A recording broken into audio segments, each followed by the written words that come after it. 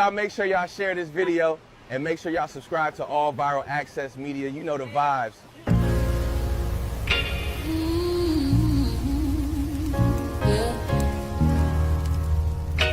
They thought we forgot, but we never forget. This one's for the rules. We built this land from dust and tears, 400 years, and we still here. They write new rules, but they don't see every freedom they got came off you and me. We planted seeds, they took the bloom. We lit the flame, they left the room. But we back now, no disguise. The spirit's woke, we realize all we want is what we earn. That sweat and blood, yeah, that table turn. You can't buy culture, can't fake that fight. This is our day, this is our ride. We FBI. Say it loud, say it strong. We the heartbeat that's been here all along. Foundational Black Americans, stand tall. We ain't begging for nothing, we built that all. Born from pain and grace, you can see the truth written in our face. We the soul, the sound, to fight the flame. Foundational Black Americans, say our name. They love our rhythm, but they dodge our blues. Use our voice when it fits their news. They take our sound, but not our scars. We the backbone, we the stars. Now the veil is gone, the mask is clear. We see the game, we know what's here. No more silence, no more lies. We lift that flag and watch it rise. Rise up. We the ones that made this nation breathe. Our pain turned to power. Our roots are trees. We know world. It's rhythm and grace now, and now we reclaiming our rightful place. Can't copy courage, can't steal pain. You can't inherit soul by changing names. Our story ain't done, it's the revival. We guard the gate, it's about survival. We FBA, say it proud, say it loud. The world dances on what we vow. Foundational Black Americans, still we stand, still we fight, still we demand. Every block, every song, we've been right here all along. The soul of a people strong and free. Foundational Black Americans.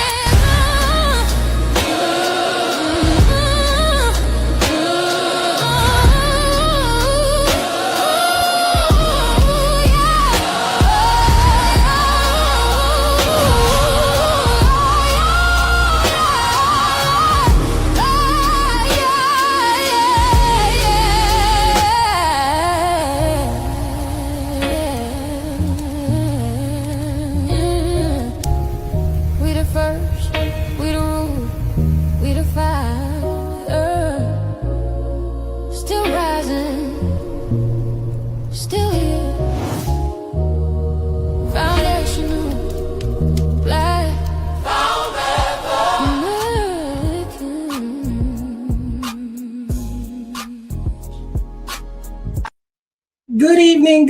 Good evening, family. Welcome to another edition of Thorough Black Talk with your sister K Fighter, Brother Tad, Brother Blacksmith, Sister Brooke, and Brother Divine. Tonight, we're going to highlight some of the extraordinary achievements of foundational Black Americans, from building businesses and banks to reshaping the Constitution through Reconstruction. Let's explore the history, institutions, and legal legacy that continue to influence America today. But also, as immigration policy and constitutional law dominate the headlines, one question keeps coming up. Why has foundational Black American history and lineage become such a major national conversation? Tonight, we're going to break it all down. So make sure you tell somebody it's going down right here on the Brooklyn Bridge. Hope all of y'all are doing well. Hope you're doing well. Brother Tad, when you're ready, give me the thumbs up. The OG Wisdom Podcast, very own, and Tad Talks in the building up on the Brooklyn Bridge. What's happening, brother? What's happening? Peace, sis. Peace. How you feeling? Can you hear me clearly? Got you loud and clear. All Loud right. and clear. No Brother doubt. Black, are you ready? Or you need a few more minutes? Let's give him a few more minutes. But how's your week going so far, Brother Sad? Oh man, it's going good. It's going good. You know, life is good unless the judge give it to you. Other than that, I can't complain, sis. You know, just going with the ebb and flow of life. You know, the highs and lows. I lost one of my homies Saturday. Rest in peace to my dude Nut. You know, I got shot in the back in like 1991. He was paralyzed in the wheelchair. You know, when people become ambulatory, comes with all types of illnesses, you know, things like that. And it was crazy, right, sis? Because I spoke to him Thursday and he could barely talk, but he still had jokes. And I was like, it's my dude, you know, because we all leaving someday, but it's how we going out. And he's always been brave when we was outside, and, you know, he was accepting his fate. And I was just glad I got to laugh and joke with him one more time, you know, before he made that trip to the other side, you know. So, you know, it's a trip we all gonna take. There's no way out. Word. It's Nobody no way got out. this thing alive. No, sir. Again, my condolences to you Thank you, and sis. his family as well. Yeah. You know, when I leave this planet to the next plane, I want to go out doing what I do best. That's just being me. That's right. You know? No other way to do it, no other way to do it. You know, I always say, when you transition and they have services for you and you're presented with a program or the obituary, you have the date they were born and the date they left this world. But the most important thing on the cover of that obituary is that dash. That dash represents who you are. And so when you have people who come to your services and they speak on your behalf, those are your allies to the next plane. So you got to make sure that some people have some great things to say about you. That's a fact. And that's why we do the dopeness that we do over here, you know. Encourage people to add value to your life, you know. Shout out to everybody in the chat. Because all we here to do is encourage and inspire before we get up out of here. You know, when our time come and we move on to the next level, greeted by our parents and our family members and aunties and uncles and grandparents, I want to hear job well done, son. Job well done. You know, because I think we all have been a point somewhere in our life where we didn't see no way out and somehow we made it out. And, you know, we excelled, we flourished, you know, so second chances that I've gotten in life, I don't take for granted. You know what I mean? My story could have been over a long time ago, but I know what I'm here for, and I'm doing what I came to do before I get up out of here.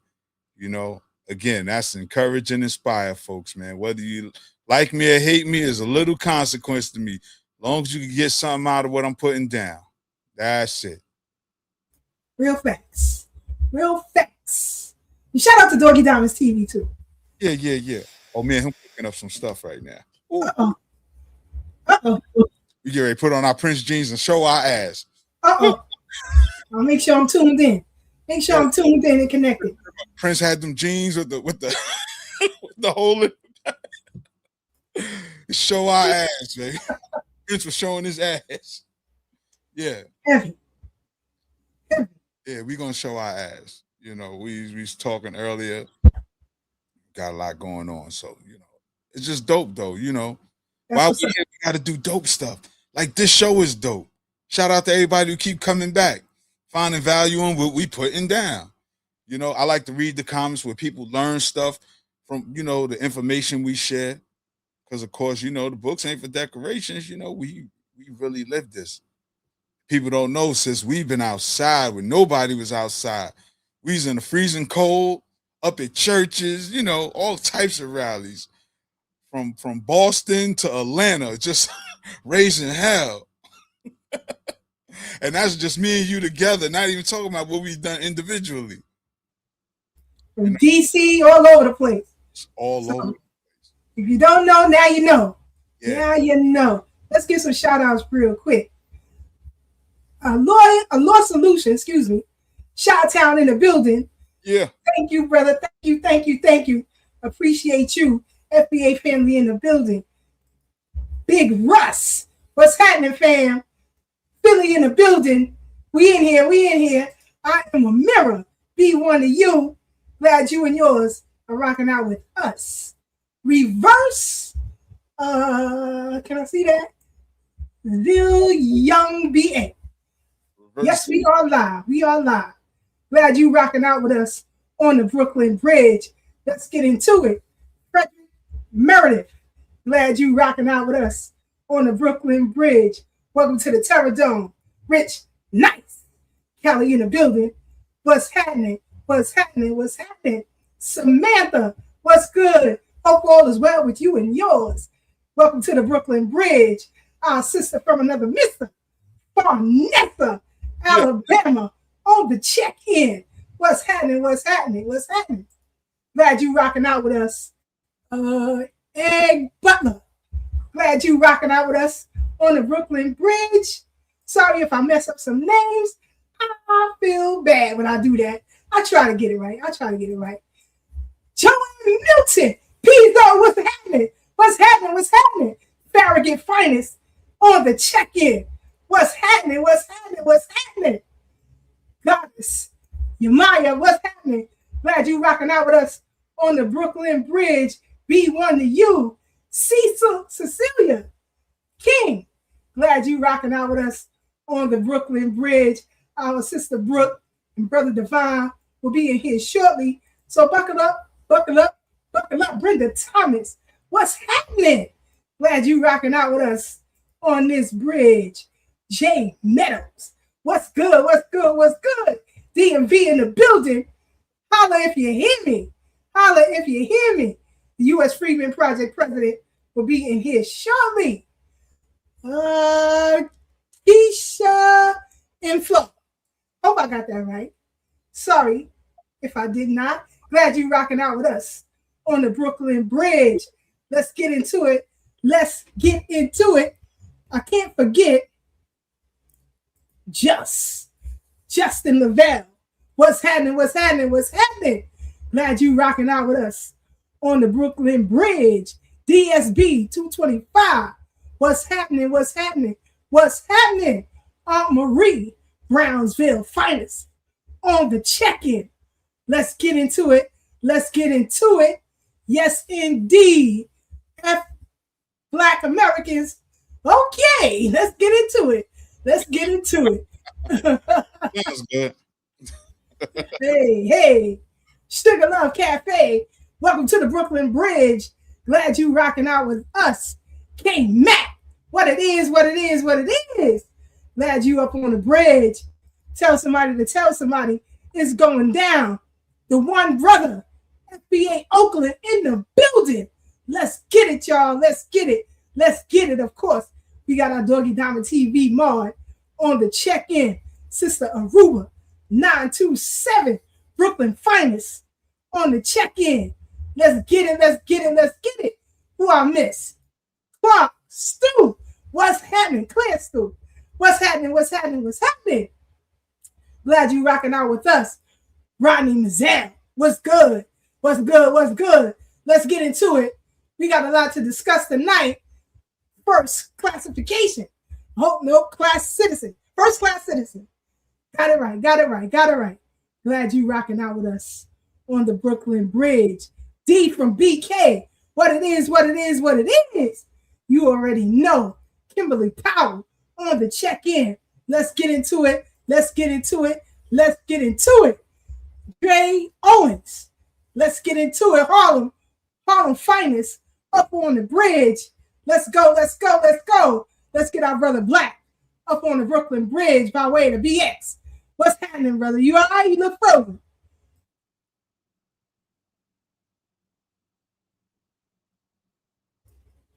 And you got to unmute yourself. Can you hear me? Gotcha. Really? Hello. All right. Peace to the family. Brother Tab, peace. Sorry for your loss, brother. Peace, brother Black. Yeah, sorry for Appreciate your loss, man. SisKeisha, how you doing today?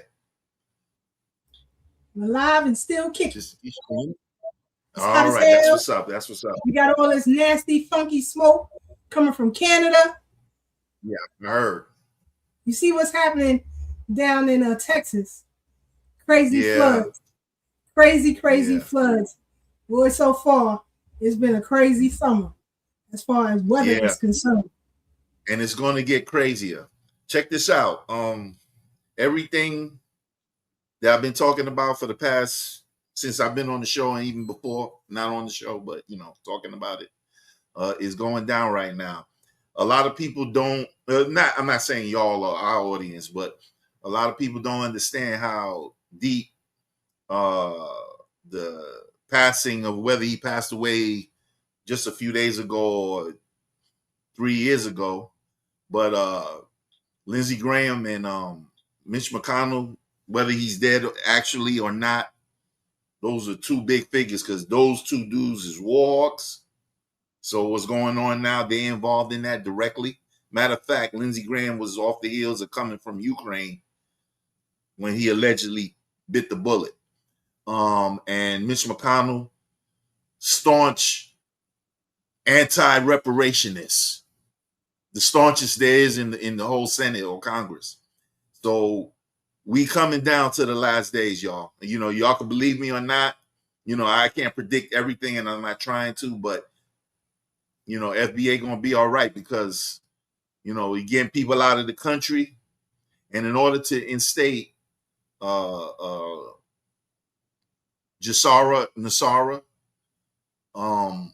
people got to go home because everybody got to get their money where they from. You know what I'm saying? So, we coming down the pipe. So, the people could believe what they wanna. You know what I'm saying? We ain't even talking about weather. I'm not even gonna talk about that because I talk about it all the time. And as y'all see, there's earthquakes everywhere, every day. You only hear about the big ones when people die, like the ones in Venezuela 2 and 3 weeks ago.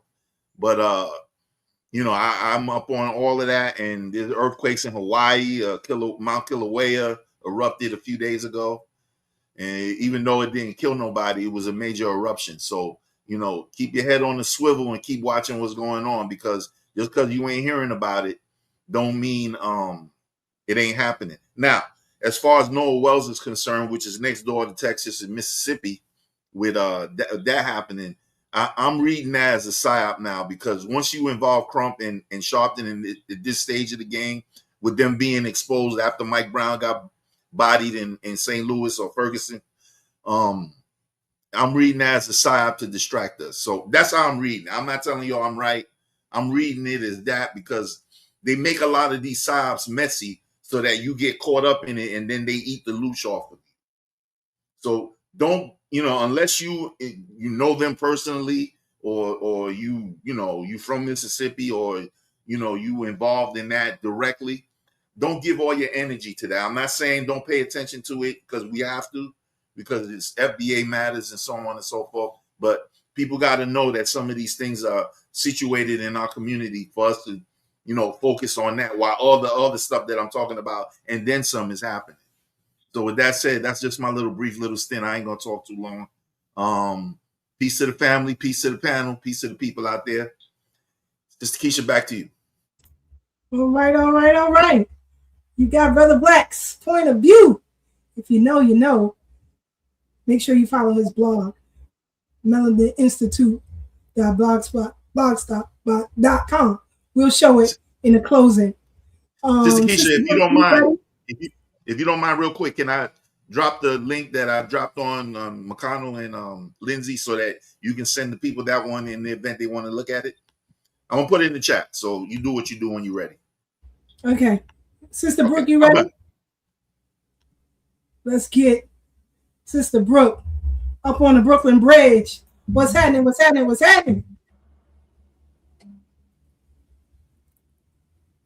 Hello, how are you? Brooke.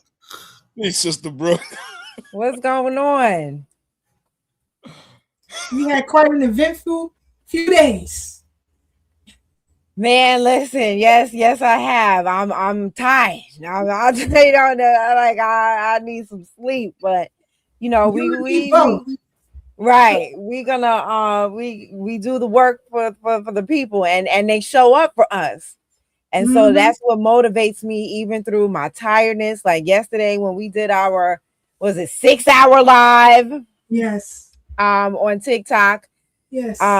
Regarding the meeting at the CARICOM meeting in the UK, which Dr. Ron Daniels and his sellout behind attended. And now I can actually say that without being banned on TikTok or you know, striked or whatever the hell you call it. I don't know, flags. I don't know, whatever. Yeah, they stay flagging on TikTok. Stay flagging me on TikTok with all kind of weird warnings. Anyway, yeah, so with his sellout behind over there, and so and yeah, we'll get into that. I won't even go too hard on that, but yes, I didn't say hello, Brother Black. How you doing? Hi, OG Ted. Peace, How you doing? Oh, I'm my condolences. I'm like, man, you know, I'm real what do you call it? Emotional. And just your recounts of, you know, your friend and everything, man, it had me verklempt over here, you know.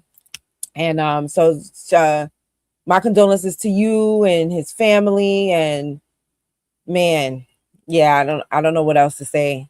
What up, Sister Keisha? You know, we've been in constant contact. You know, it feels weird saying what up because I just spoke to you a little while ago. Yeah, so you know, I'm happy to be here. I thank you guys so much for just allowing me to be here every Thursday. And I want to give a shout out to Keisha in what was that? Shucks. Keisha I'm and gonna do Flo. it later. Yes, Keisha and Flo. I want to shout out to Keisha and Flo. Love you, girl. Thank you so much. And so we got some things happening. We'll let y'all know about that. We'll let y'all know. Stay tuned. Stay tuned. Things you know, we might have to show it. We might have to get our Prince pants on. Okay, OG. Hey, Sister Brooke, I'm gonna fire you up later. You make sure you make that sword behind you. Please don't make me cuss. I ain't making you do that. I'm gonna fire you up. That's the thing. You know, you fire me up, I'm gonna start cussing. And Dan been getting on my case. He's like, stop cussing. You messing up your algorithm. Stop cussing. So I'm trying not to cuss. So just remember, you got some things on the horizon. So you gotta remember. So anyway, I'm looking at Brother Black. What you about to do? Also, want to give a shout out to Cyberdown 100, Lillian Madison, come on, Cyberdown, Tanisha Murdoch, Sister Fawn Nessa, and Brother Rich. Thank you all for the cash apps. So today would have been Asad Shakur's 79th birthday. You know, I used to get a birthday card from her every year. Wow. Every year. You be knowing everybody. Every year, without fail, I would get a birthday card from her. So, you never know who knows who. Also, we lost Hal Williams. Actor extraordinaire Hal Williams transition. Peace be upon him and his family. And they make it through this tough time. Most noted for, what's the show? Not Moesha, 227. 227 and Sanford and Son. Yes, Sanford and Son, 227, Private Benjamin, the Waltons. Taking it back to the Waltons. But extensive acting career. So want to give a shout out to him. Now, we always like to start with a little bit of Black history piece. And tonight we're going to focus a lot on our history for various reasons. So let's get into it. Let's share this clip and we'll come right back to discuss. CU bands do this on the field. That right there is not just a band. That's a whole performance. But back in the day, the way most college bands march was boring because they stayed in straight lines and were stiff with no personality. Then HBCU bands like Florida A&M came along and flipped the script. They brought in jazz, then they introduced hip hop. They brought in dancing with some call and response with the crowd. Some of these bands got so good, people started buying tickets just to watch halftime. Not even for the football game, for the band. Let me show you what I'm talking about. You see how locked in that is? Not one man is off beat. Then you got stuff like this.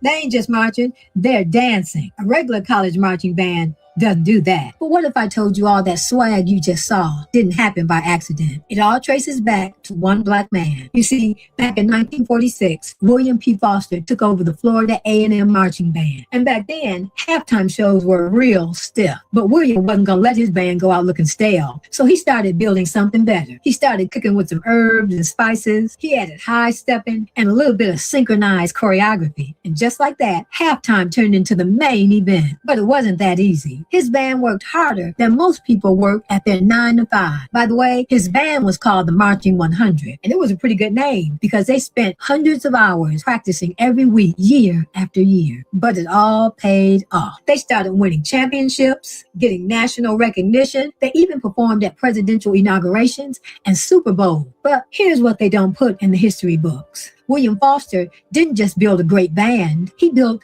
the blueprint. And every HBCU band that came after him has been running that same system ever since. Drop your favorite HBCU band in the comments. Let's see.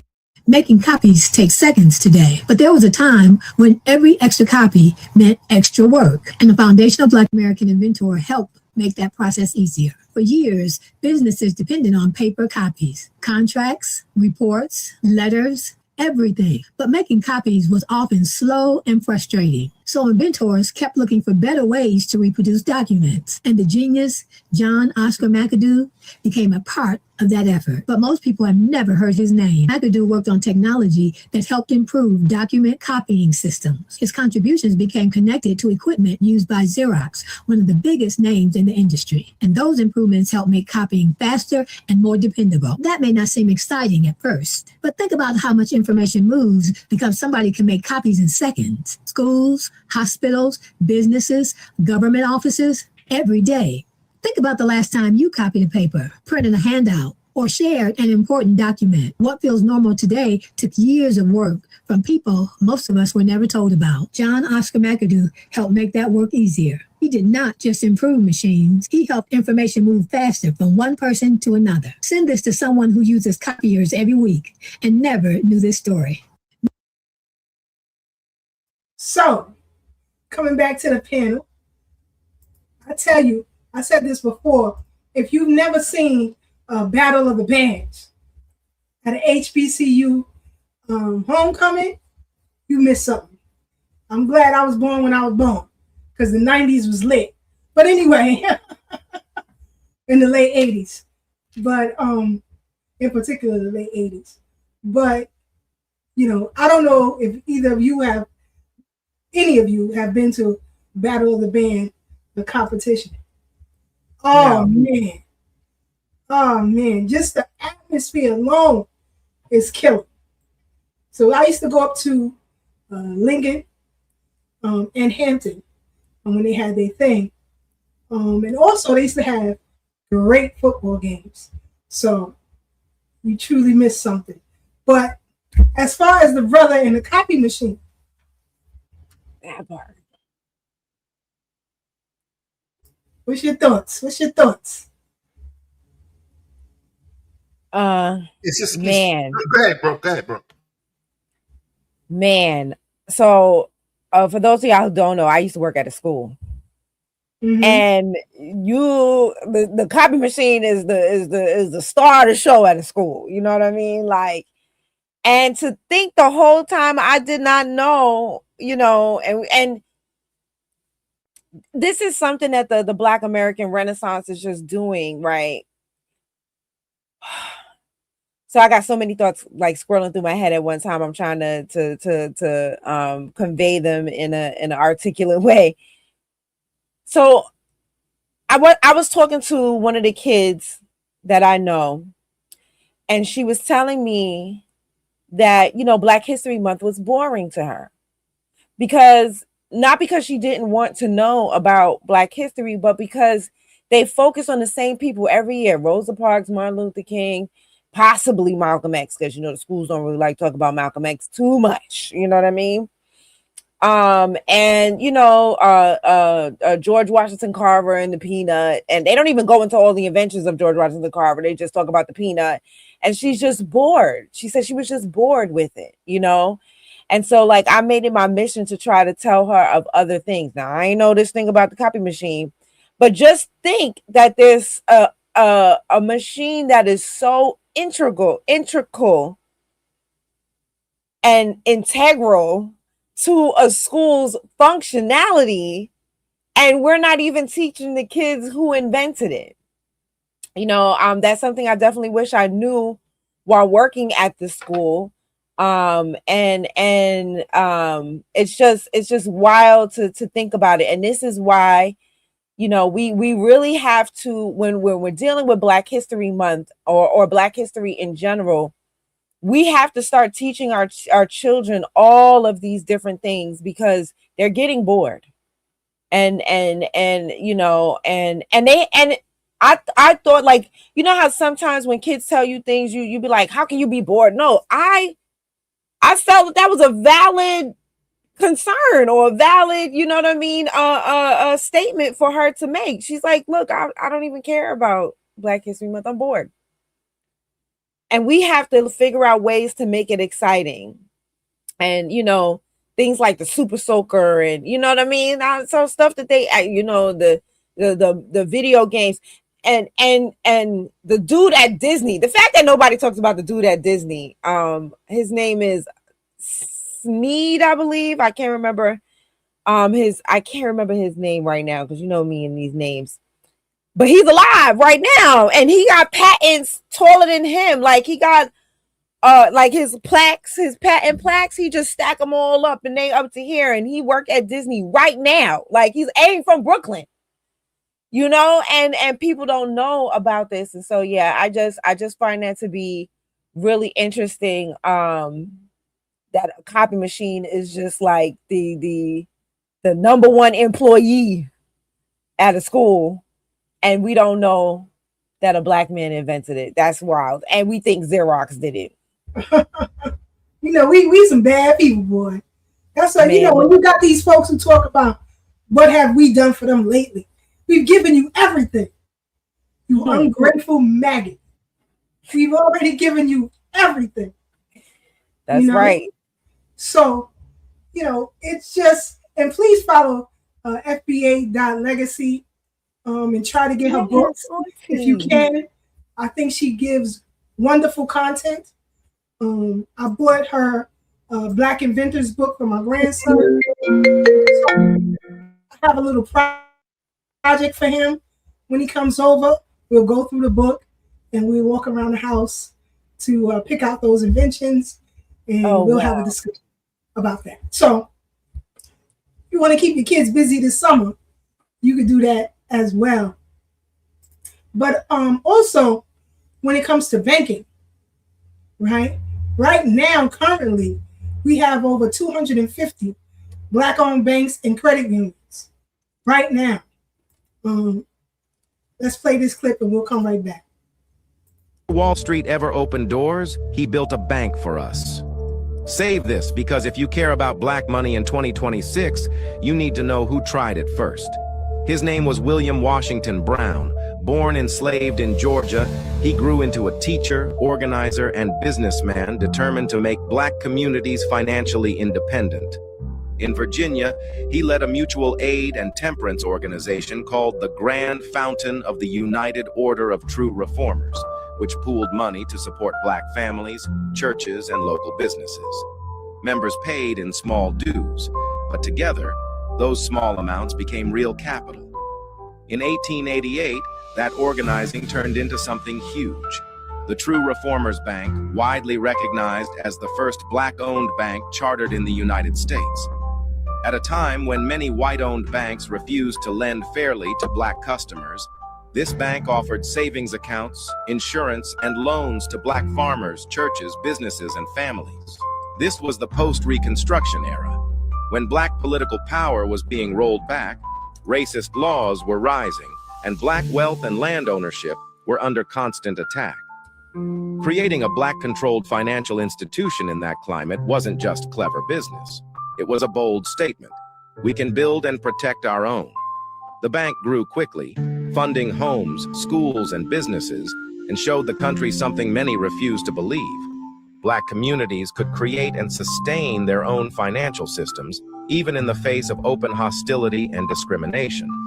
When people today talk about group economics, buying black or community credit unions, they're walking a path that Brown and his members were already clearing more than a century ago. His story asks a 2026 question.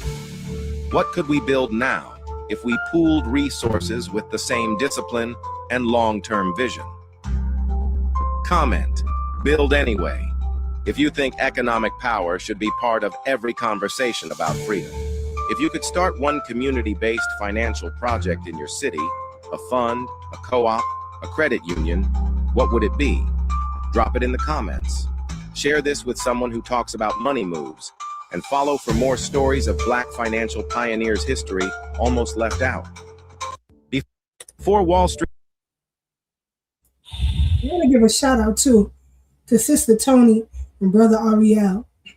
I remember during the time of campaigning for the Freedom Party that they personally took groups of black people to Carver Bank to open up accounts.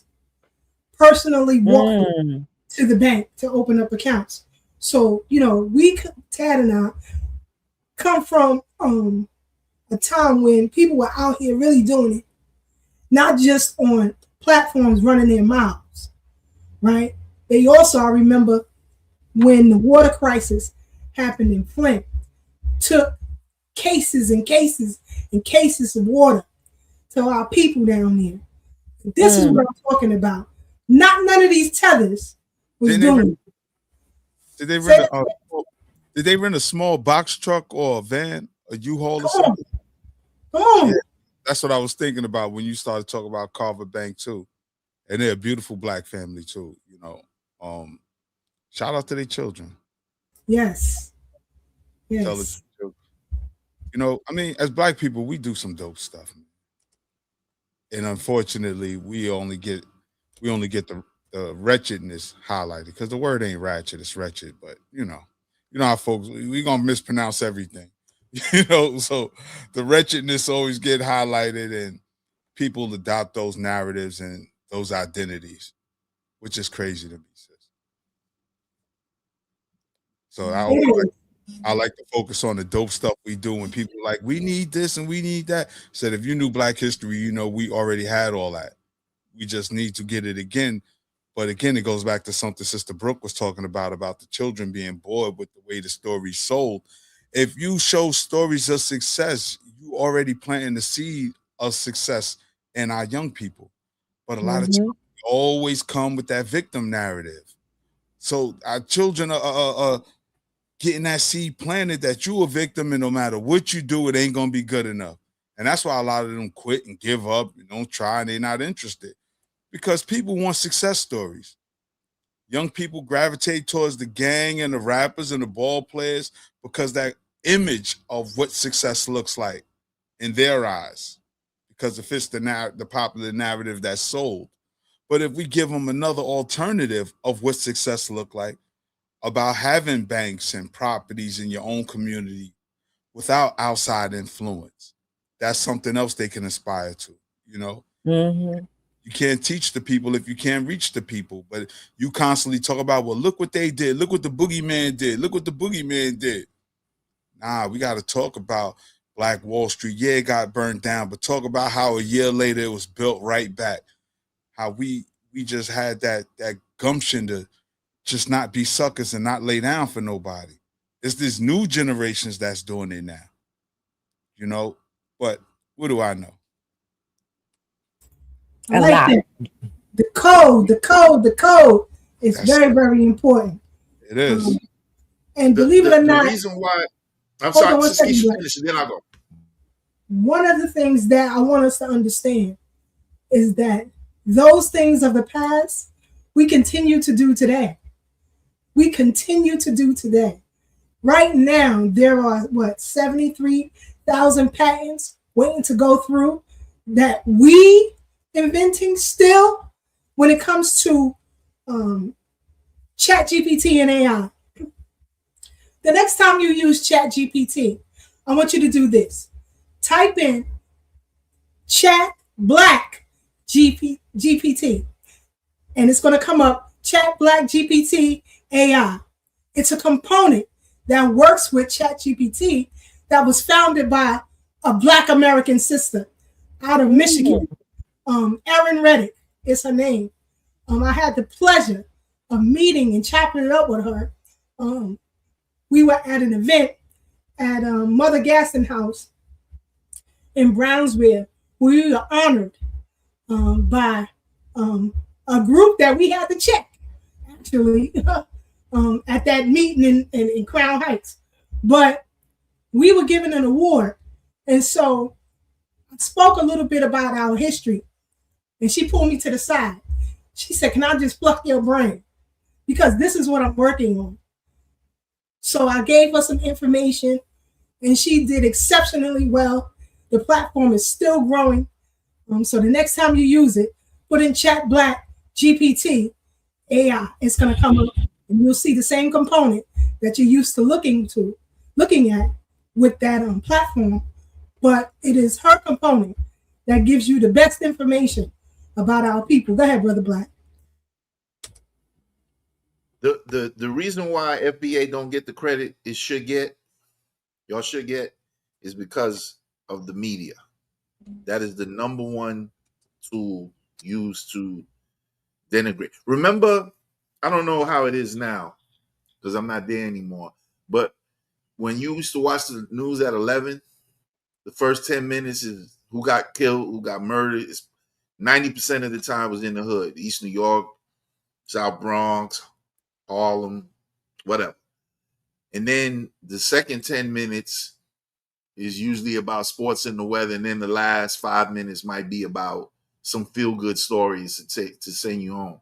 So it's the media for the most part, because when King and Malcolm came up in the 50s and 60s, what they were doing was so revolutionary in the era of media that they had to report it. Now they don't report anything we do good, and it's still, the news is the same with the 10, 10, and 5 segment. So that's how I see that. That's why we got our own platforms now. That's right. That's right. More people are watching us than they are mainstream media. In fact, mainstream media looks to us for the narrative. We have totally. And they starting to change their tune. Look, ask Roland Martin. And bald ass Joy Reid. Yep. What did Dan say, bro? Oh man. Oh, He's telling. I am telling. Does ass count? Hold on. Because Sister Brooke platform is growing, and we need it to continue to grow. Because I told you, we are the new voices. And as far as New York is concerned, who you see on this platform, along with Doggy Diamonds, All Viral Access Media, we are taking over the game, whether you like it or not. It's up for everybody. It's up for everybody. So it's very important that we encourage her to do what she needs to do so that platform can grow.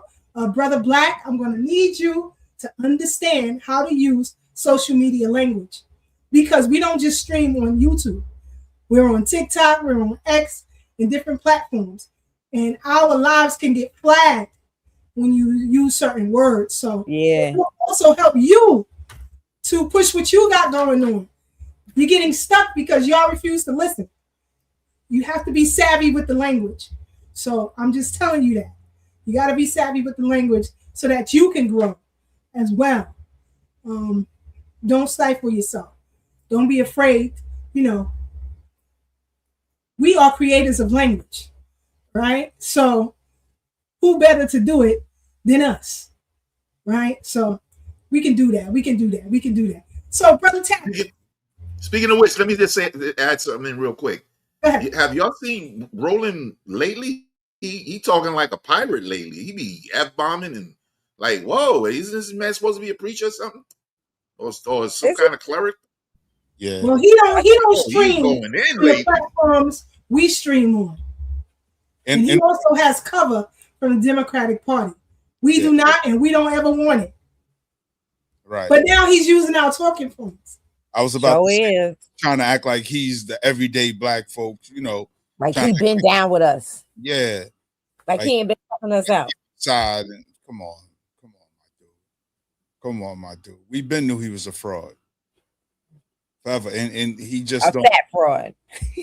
Yeah. And he's not humble. He's just so arrogant. Arrogance needs to be his middle name, but later for that, dude. Yes. Yes, indeed. So, let him be arrogant. Let him throw tantrums, like the milk and cookie boy he is. He just looked like his mother just sit him at the table every night and give him some milk and cookies. That's why he's that. Milk and cookies. So I'm like oh God. Also make a cookies. Also make a cookies.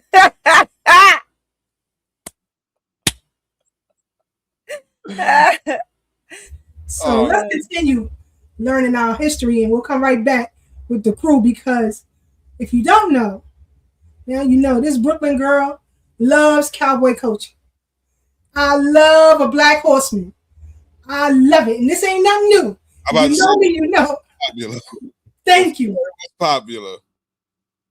Thank you, Brother Tad. I remember me and Ashay had it out on here.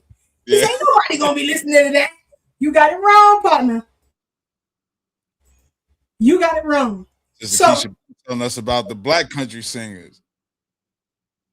Like what? You talking about Bass Reeves? Nah, we talking about contemporary. Bass Reeves ain't no country singer, my dude. Stay in the Bronx business, man. I'm talking about the cowgirl situation that SisKeisha. You talking about country music, my dude? Oh, I'm bowing out. Don't mind him, y'all. We keep him around for the comic relief. That's my brother. That's my brother. Hold on one second, and we'll come right back. This black cowboy invented ranch dressing at Hidden Valley Ranch with his wife. Would you believe that Hidden Valley Ranch was a dude ranch? People from all across the United States came to enjoy being out west. But the secret was in the sauce, because Steve Henson had created the most tasty salad dressing, and he eventually called it ranch dressing. You might even have some ranch dressing in your kitchen. After all, it's one of America's most popular dressings. And in different countries, they call ranch dressing America's flavor. Leave it to a foundational Black American to invent something so tasty that the whole country sometimes is identified by it. Like and share this video with someone you love. Now, I don't know if y'all saw the Europeans who recently came over for the World Cup. Is that what it called? Because I don't know nothing about that. But you saw them tasting the food. And some of the kids was losing their mind over ranch dressing. No, I didn't see that one. Yes. Wow. But, people using our joints every day. Every day.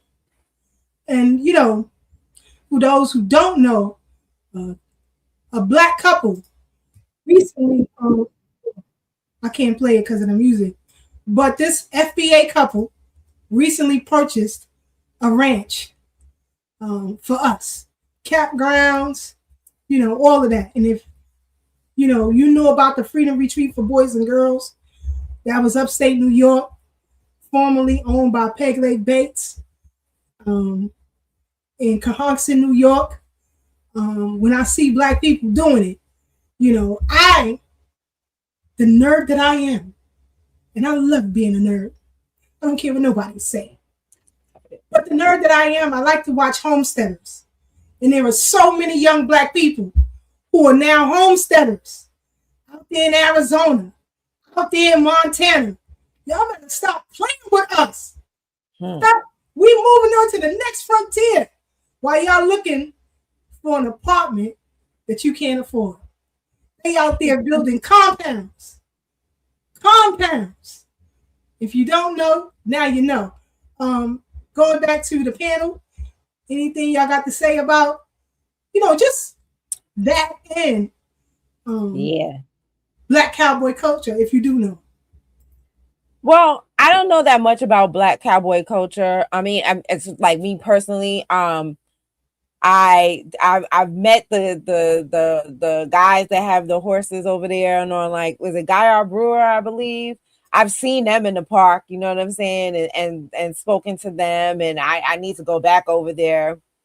They have a I think it's a cowboy museum in Queens as well. I haven't visited that, but I definitely want to go. And so I've seen that. But when it comes to the homesteaders, now I'm into that too. And I got a shout out for my favorite homesteading family in North Carolina, and I want to give them a shout out. The Wilkins family. Stan Wilkins Sr., Reggie Wilkins, oh man, what's the Dominique? I don't know Dominique. There's a Dominique? There's not the women don't usually have the YouTube channels, it's the men that have the YouTube channels. You see them like because they do a lot of like when they have family barbecues, they'll go live and everything like that.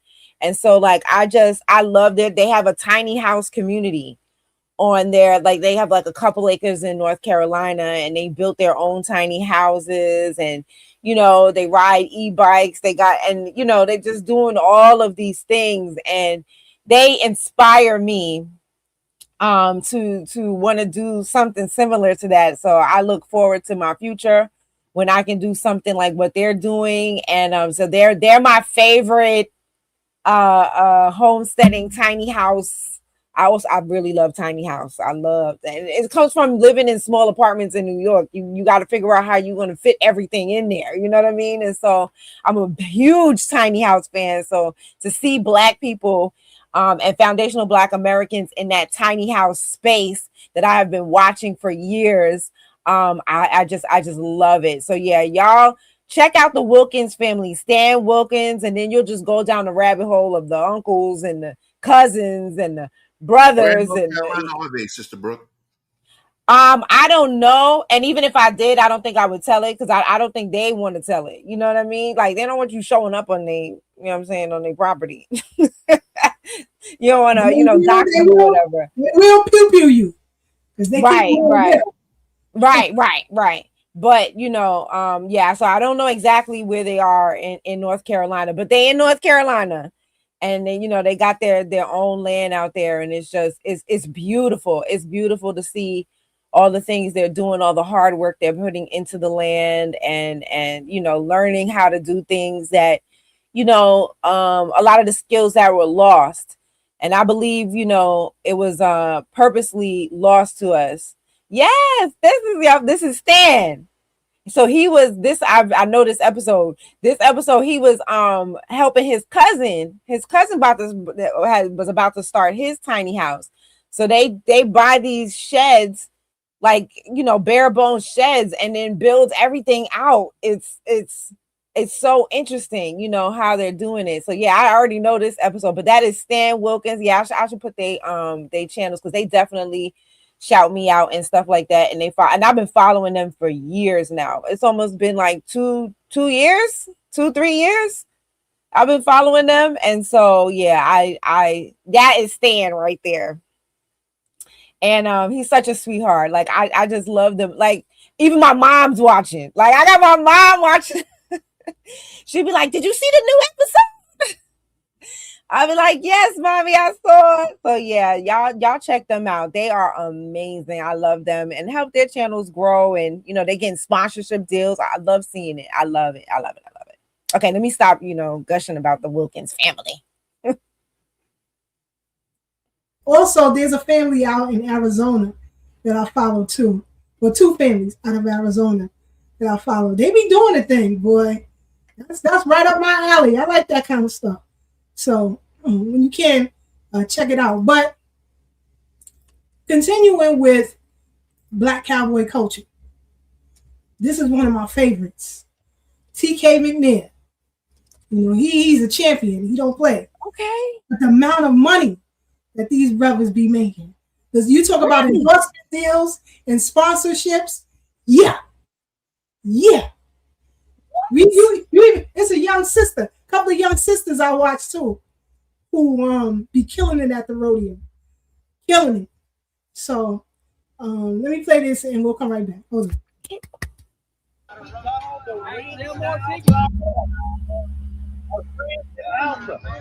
Taylor Slowinski.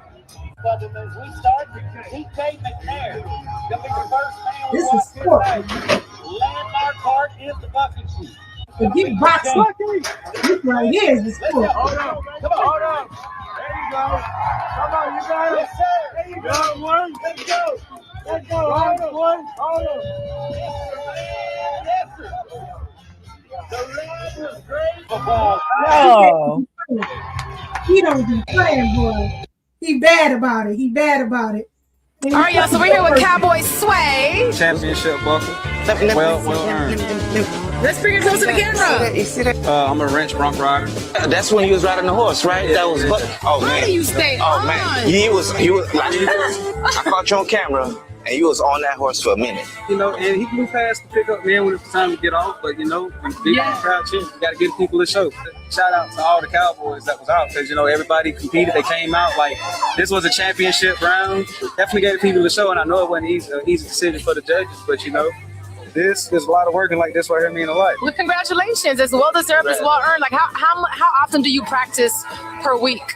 Not enough, as I should be. There's a lot of things, that I need to work on, that I can work on. But most of all, win, lose, or draw, we always gonna get the people to show. Oh yeah, and you did so today. Because I saw it, and it was, whoa, like it was scary for me. Just watching how you guys are just, on that horse, and that horse is trying to buck you off of its back. I mean, it looks very, very dangerous. Did the crowd affect your going on? So no. So really and truly, believe it or not, when you climb on the back of that bronc and you locking in, you don't hear nothing. You don't think about nothing else. You just think about that horse and that ride. And wherever he take you, you go. No, originally I'm from Texas. Okay. I moved to Florida from Statesboro, Georgia. Where in Florida you reside? Jacksonville. Okay, Jacksonville. Cool. Yeah. No. Yeah. So just something different that you can look But at. this is cowboy country. We don't deal with that shit. So there's two options here. Yeah. Y'all get out, now we can all get down. What's up? We're not getting down. I think. Okay, then get the f out of my property. They don't be playing. Y'all hear me? This city girl loves him. You hear me? Brother Tad, your thoughts. Look, I love it. Especially me being somebody who grew up in Brooklyn, this kind of stuff seemed foreign growing up because, of course, the narrative / the image goes back to what Black was talking about in the media. We were programmed to think the Cowboys was a white thing, that it was reserved for white people. White men are cowboys. They're the brave ones. They settled the West and things like that. And we've been totally written out the history. That's why I often reject popular narratives, because as I've grown and learned and did my own research, I see how influential the media is to program you with the wrong information. So, coming from the hood in Brooklyn, we reject everything that's ours, country music, the whole cowboy culture, when it's actually ours.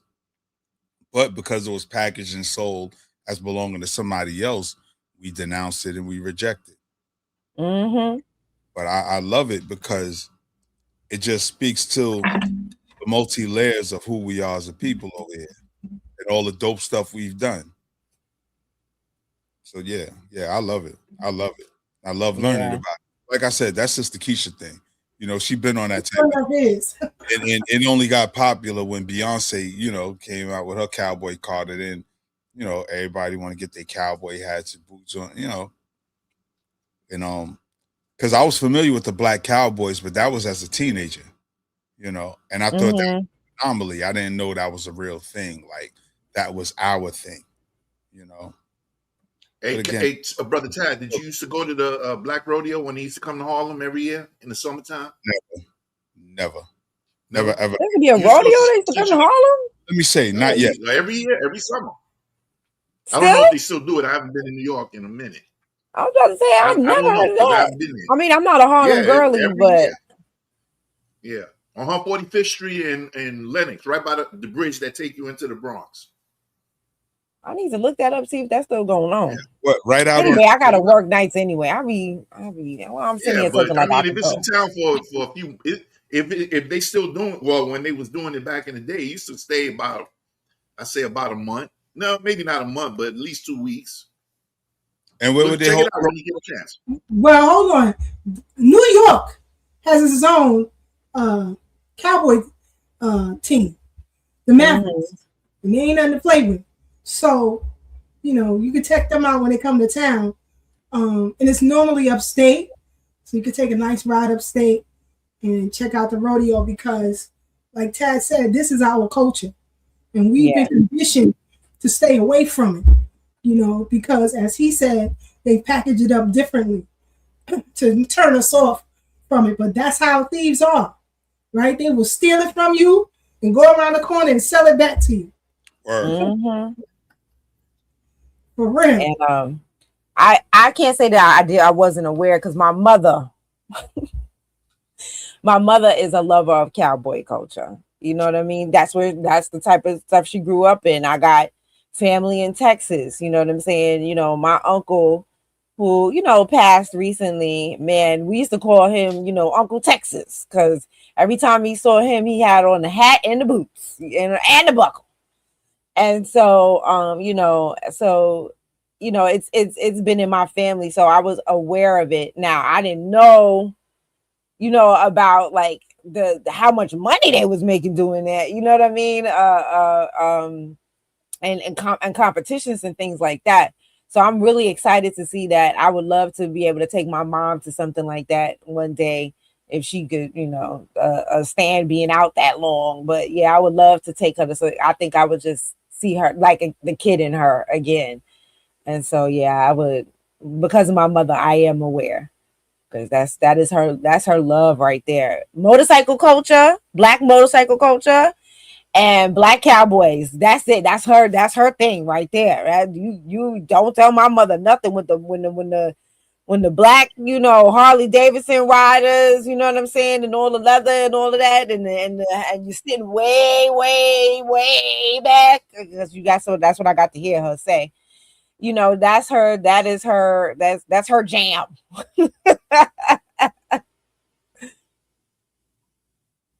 I love it. I love it. Like I said, first time I went to, not the first time, but maybe the third time, where I went to a country music show. It was in Nashville, and I was with two of my two sisters, and a couple of artists that I'm familiar with started off the show. I took off running to the front, right? So they follow behind me, but they looking at me like, she actually know all the goddamn words. You know, so that's when they found out, you know, how I'm in tune with that.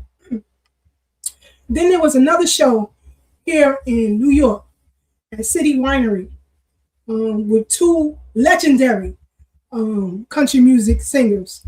One of them was honored last year at the Country Music Awards, and K. Michelle actually sang her #1 hit to her. And when I say these two ladies are like the Aretha Franklin and Gladys Knight of country music. So I went along to the show because I like to be in tune with it. You know what I mean? So I went by myself and I was in the front row. So I met a dude there. He works on a ship. So he told me that's where he met one of the artists. So me and him chopping it up, And we're sitting at the same table. If you ever been to City Winery, you know their tables. So anyway, we sitting there in the front, and once they started singing, I'm in the front. I'm grooving and I'm rocking with them. So the show is over, and I get myself to be up out of there, right? So when I'm coming through the little corridor to come out, some white dude tapped me on the shoulder. He said, "Excuse me, miss. I'm like, yo, we don't pay that. Touch it. My family will tell you, don't touch her if you don't know her. She ain't the one. But anyway, I'm like, yo, what's up? So he said, you have a couple of minutes? I said, for what? He said, Reese Palmer would like to meet you. I said, is this a joke? Is this a joke? He said, no, come with me. He said, while we're at it, we're going to see Miko Marks. Well, we're at it. So I'm chopping it up with them. They gave me t-shirts and some signed memorabilia. It was just great because, and as they said, they rarely see, especially when they travel to cities, Black people in the front row who know every word. So I stood out to them. Child, had the time of my life. I had the time of my life. And what's the artist name, sis? Reese Palmer, which is the one who K. Michelle sang to last year at the Country Music Awards. And the other is Miko Marks. And let me tell you, I had the time of my life. Because I'm going to have to look these people up. Right, that's what I'm thinking, the same thing. It's just SisKeisha. One song that K. Michelle sang to her was Seeds. And if you listen to the words of Seeds, it'll tug at your heart. It's about us being the seeds, the foundation of this country, and how great we are. And never let nobody get in your head about how great you are. And Mika Marks, too. She has a series of hits that I just love. So check them out in your spare time. Check them out and give them a listen. Another of my contemporary country music artists is Willie Jones. Willie Jones and, Blanco Brown. Blanco Brown had a #1 hit with T.I. So I'm telling you, when you listen to, what's that food delivery service? Instacart, right? Instacart has a commercial. And the music in their commercial belongs to Blanco Brown. So when I first saw the commercial, I'm singing it, and my husband turned around and said, you really be know all these words. That's my joint. Joint. I think the song with Blanco Brown and T.I. is called Trap Bumpin'. Trap Bumpin'. And tell me if you don't like it. But anyway, moving on. Hey, SisKeisha, before we move along, I want to read something real quick from the AI overview to satisfy the consumption here. The Bill Pickett, and I put it in the chat if anybody wants to look at it later. The Bill Pickett Invitational Rodeo, America's longest run Black touring rodeo, brings the greatest show on dirt to the New York City area at the UBS Arena near Sister Brook in Elmont, which is right on the other side of the Queens border with Long Island, on Saturday, October 17th, 2026. 1, 2, 3, 4, to see what it's like to compete in the Bronx area events and learn more about Black cowboy culture. And it goes on and on and on and on. If you want me to put the whole link in, I will. Yeah. The 17th, sweetie. At the UBS Arena in Elmont, New York. Okay. Yes, ma'am. Absolutely. Absolutely. I have planned to take my grandson, but I got to order his boots first. Because I took him to horse riding, to meet the Black cowboys and all of that. So he loved it. He loved what his nana loved. So getting him connected to that history, because I always tell him, Nana going to be going down south soon. So you got to be prepared for what you get down there and you want, deal with. But definitely the Bill Pickett Rodeo, the trail rides is off the chain. If you ain't never been to a trail ride, I can't wait to do all these things. I can't wait to do all these things. And you talk about people feeding you, coming up to you, feeding you and all of that. You don't got to worry about nothing. You don't got to worry about nothing. So get into it. You know, Can I tell one little story? Different hats. This is a cattleman's hat. There are different types and of people hats. been talking about your hat in the chat. Cattleman's hat. I got it from a Black-owned company out of Louisiana. And the name of the company is FMP Accessories. But that is the Brooke.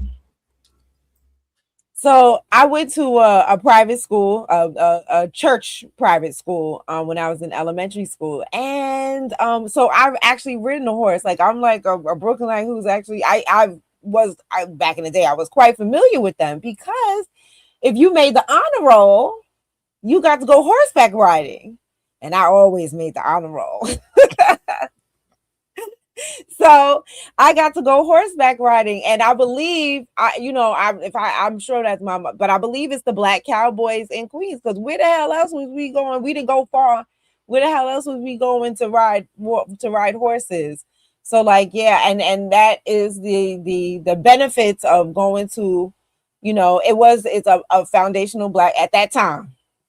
Now we had a lot of Caribbean teachers, but it was a foundational Black American school, by a foundational Black American preacher, in his church. And so, and I believe that that's probably, a lot of, I think city people have like fear of horses, especially women have fear of horses. I don't really have that fear of horses. Like I really so when you're talking about this, I'm like, I really need to do these things again. I'm excited because I'm going to, ask my big sister, can the little sis tag along?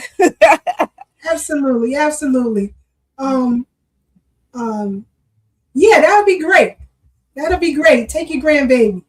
Like I said, Pharaoh posed to take pictures, and they was like, he's just a natural.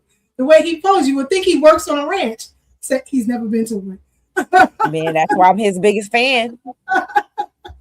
But he enjoyed himself. So definitely something that y'all should check out. So when people say, what's so great about foundational Black Americans? Everything.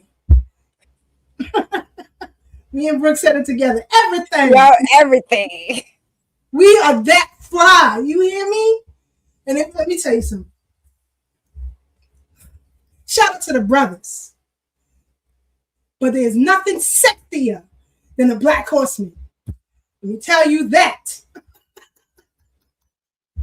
So now she really sounding like my mama. I love mama. But in recent news, like I said, people are moving towards the identity. So in the interview with Cameron,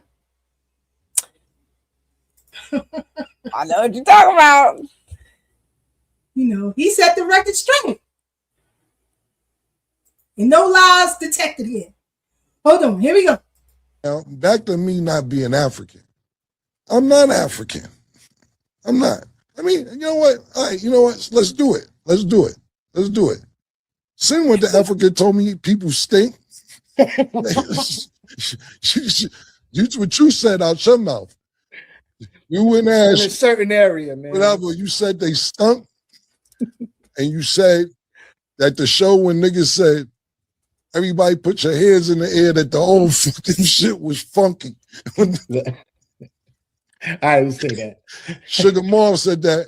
Ash told me that. Is Ash there? Nah. Well, Ash told me he went there one time, and that's what happened. And I'm like, I got mad niggas in Senegal. Shout out to Senegal, man. You know what I'm saying? I'm just telling you what you told me. You talking about, the truck that picked me up had bullet holes in it, and then the driver gave us what he gave you? AK? He had AK. He ain't give y'all a gun and say, be careful or some shit? Yeah, listen, man. Everybody's stories was different. None of them was cool. Niggas kidnapped DMX in Angola. Like, yo, my nigga, you gotta be careful in these other countries, man. I'm not dissing on these other countries, but I'm not African. I love my Africans. Salute. They don't fuck with us like that. They say we Yankees. Yo, y'all niggas ain't no motherfucking Africans. I'm just telling you how it go. Why when we go to the Olympics, you know, Floyd pointed, why when we go to the Olympics and a black man go to the Olympics, they be like, the American. So why is the African there already? It's in the name already. African American. No, they don't say that at the Olympics. They say American. They don't say African American because it's Africans there at the Olympics. So they don't confuse it and say African American. They just say American. That's what I'm saying. If we African American, why we don't use that at the Olympics? What's wrong with being African? Ain't nothing wrong with being African. It's just that I'm not African. I was born in America. So your bloodline, are you black? Yeah, I'm black. Black what? You just black. I'm a black man, nigga. Black what? Black man, nigga. What are you talking about? I'm black. It's black niggas all over the world. Do that mean they African? It's black niggas and it's black Cubans. It's black niggas everywhere. That don't mean that they African because you black. Black don't mean African. No, I didn't mean to say that, but we're from Africa, bro. It's the heart of a black man. That's where we from. It's the land of the black man. I'm not African. You want now? Let's talk about it. Let's talk about it. Shoot your shot. Whoever want to go first. You know, I'm always chomping at the bit. So he goes on to talk about how, you know, how his mom isn't from the South and how his mom is from Atlantic City, and how, you know, how people used to get mad when people would be like, that tell her that she's from the South. And she's like, but I'm not from the South. I'm from Atlantic City. We are from Atlantic City. And she was like, not all black people, not all black Americans are from the South. And he said that, you know, there's nothing wrong with it, but stop trying to force me to be from somewhere where I'm not. And that is the part. Stop trying to force us to be from somewhere where we're not. We are not Africans. And look, y'all the one, and here's the diabolicalness of it all. You the ones who told us we wasn't Africans. Did you see that clip with Barack Obama when he was talking about when he took Michelle to Kenya and how the Kenyans told him that Michelle wasn't African? So they know we not African. Somebody called into Tariq's show. I think it was last night or maybe the night before last or whatever. But they called into Tariq's show and they were talking about, and they were from, I can't even remember, but some, you know, some country far, far away on the other side of the globe. And they were talking about, you know, everybody knows that you guys have the oldest culture on the planet. Everybody knows this. I think Keisha, you was in the room when you heard that, when he said that. Everybody knows this, except for the, you know, for us here. And that's the thing. The whole world has been watching us in our confusion. And now that we are waking up, you're mad, but you knew the whole time. Why? When we already know the answer to this, you benefited from our confusion. And that's why you want to continue with the confusion. But it's over now. It's over now. This is the year of the awakening, the year of the Aquarius, and which I am an Aquarius, by the way. Maybe that's why all of these things are happening this year for me personally. But this is the year of the Aquarius. So, you know, like we're coming into our awakening. We are no longer asleep. And that's where the phrase "we woke" come from. We have been awakened, and we will never go back to sleep. That we will never allow that to happen. And that is the thing. This is why you guys are wondering, how did these things happen? This is why they separated children from their parents. This is why they did things. And even with the Native Americans or the Aboriginal Americans, Lord Jesus, y'all got, if you don't say it right. But the people who were on this land before the white tea people ever set their foot here, my ancestors, right? When I did my genealogy, there are a few of my ancestors who were separated from their parents because their parents were murdered through probably these, Indian conflicts and all of the things. You understand what I'm saying? And then they were almost, I don't want to say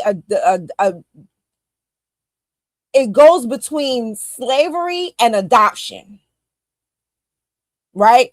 Because they bring these kids into their homes, right? So then this is how you lose the continuity of the history. If you have children being raised by people who are not their parents and they're teaching them whatever they want, and this is why they did, so this is how we lost a lot of our history. But we're discovering it now. We're digging, we're finding the trails that they left for us, the breadcrumbs that they left for us. And we will never be asleep again. That's not going to happen. And if you lose, so we should stay asleep so you could gain financially. Start figuring out, you're so focused on what we got going on here. And last night that proved it. While we're doing, they're so focused, the diaspora is so focused on what we're doing over here. You're not even focused on what the CARICOM is doing, who they're leaving out, how you have to get in, because they're only representing their people group. Like somebody else we know with their Freedmen Trust, that doesn't represent everybody. It doesn't represent all the freedmen. It only represents the people in their trust, the people who have signed up to give up their assets to the trust. Oh, that's what you got to do. You pretty much got to sell your assets to become a part of the Freedmen Trust. Anyway, so you gotta to sign up. They only represent their people group because people were calling in and saying, "Hey, I'm from this island in the Indian Ocean. What about us? Oh, well, we're not focused on you right now. You're not focused on them right now. So then, okay, so why are you so focused on us?" So this is the issue. Start paying attention because it's never going to happen. We are never, ever going back. We're going to constantly focus, and our ancestors are speaking to us from beyond the grave. They want to be found. They want to be uncovered. They want us to know who they are. And it is clear that they want us to know who they are because they keep showing us. They keep showing us, which again proves that's why we have been stuck in this mulberry bush of a circle that we've been going around, because we've been calling the wrong ancestors, focusing on Africa, focusing on Ghana, focused on the very same people who sold us or who sold the 1% of us. These people never meant us any good. They don't even mean no good for the Ghanaians in Ghana. That's why they keep leaving. Going to South Africa, going to everywhere but Ghana. We sitting there having them at our our Negro burial ground and letting them do all kind of whatever the hell they was doing in the 90s on top of our ancestors' bones. That's why we're getting the results that we're getting now, because we are focused. And that's why they are trying tooth and nail to shake our focus, to get us removed, because they know what they are doing for us. They know how they are helping us. They know it. And so all we have to do is stay focused. We were talking about horses. We got to put them horse blinders on. I don't see them. I don't care about them. They ain't nothing. And just keep focused on our goal. And those that want to be with us, like Brother Black, I keep forgetting it's the opposite. Like Brother Black, come on with us. And those that wanna that you know what I'm saying, that wanna oppose us, challenge us, question us, go to hell. With gasoline draws on. And I land. That girl Brooke is a bad mother. Shut your mouth. Just talking about, bro. Oh, God. Clip that. Oh my gosh. Too funny. But, and I don't like when people of those pan goofy stages or groups try to downplay Dr. Claude Anderson. That's one great man that they rarely talk about. And I said it before, the reason they don't do it is because it doesn't fit their narrative. Come on, Tim. You know we keep the cocked and loaded over here. Oh, God. So, you know what? Sidebar. I just thought about when you said she likes the cowboy culture and motorcycles, right? Tammy used to ride a motorcycle back in the day. But anyway. Word. I'd be so scared of them things. Why? I've seen a lot, you know, in Brooklyn, you know, like the motorcycles my mother likes, she like them old Harleys, you know what I'm saying, where, you know, they don't crash.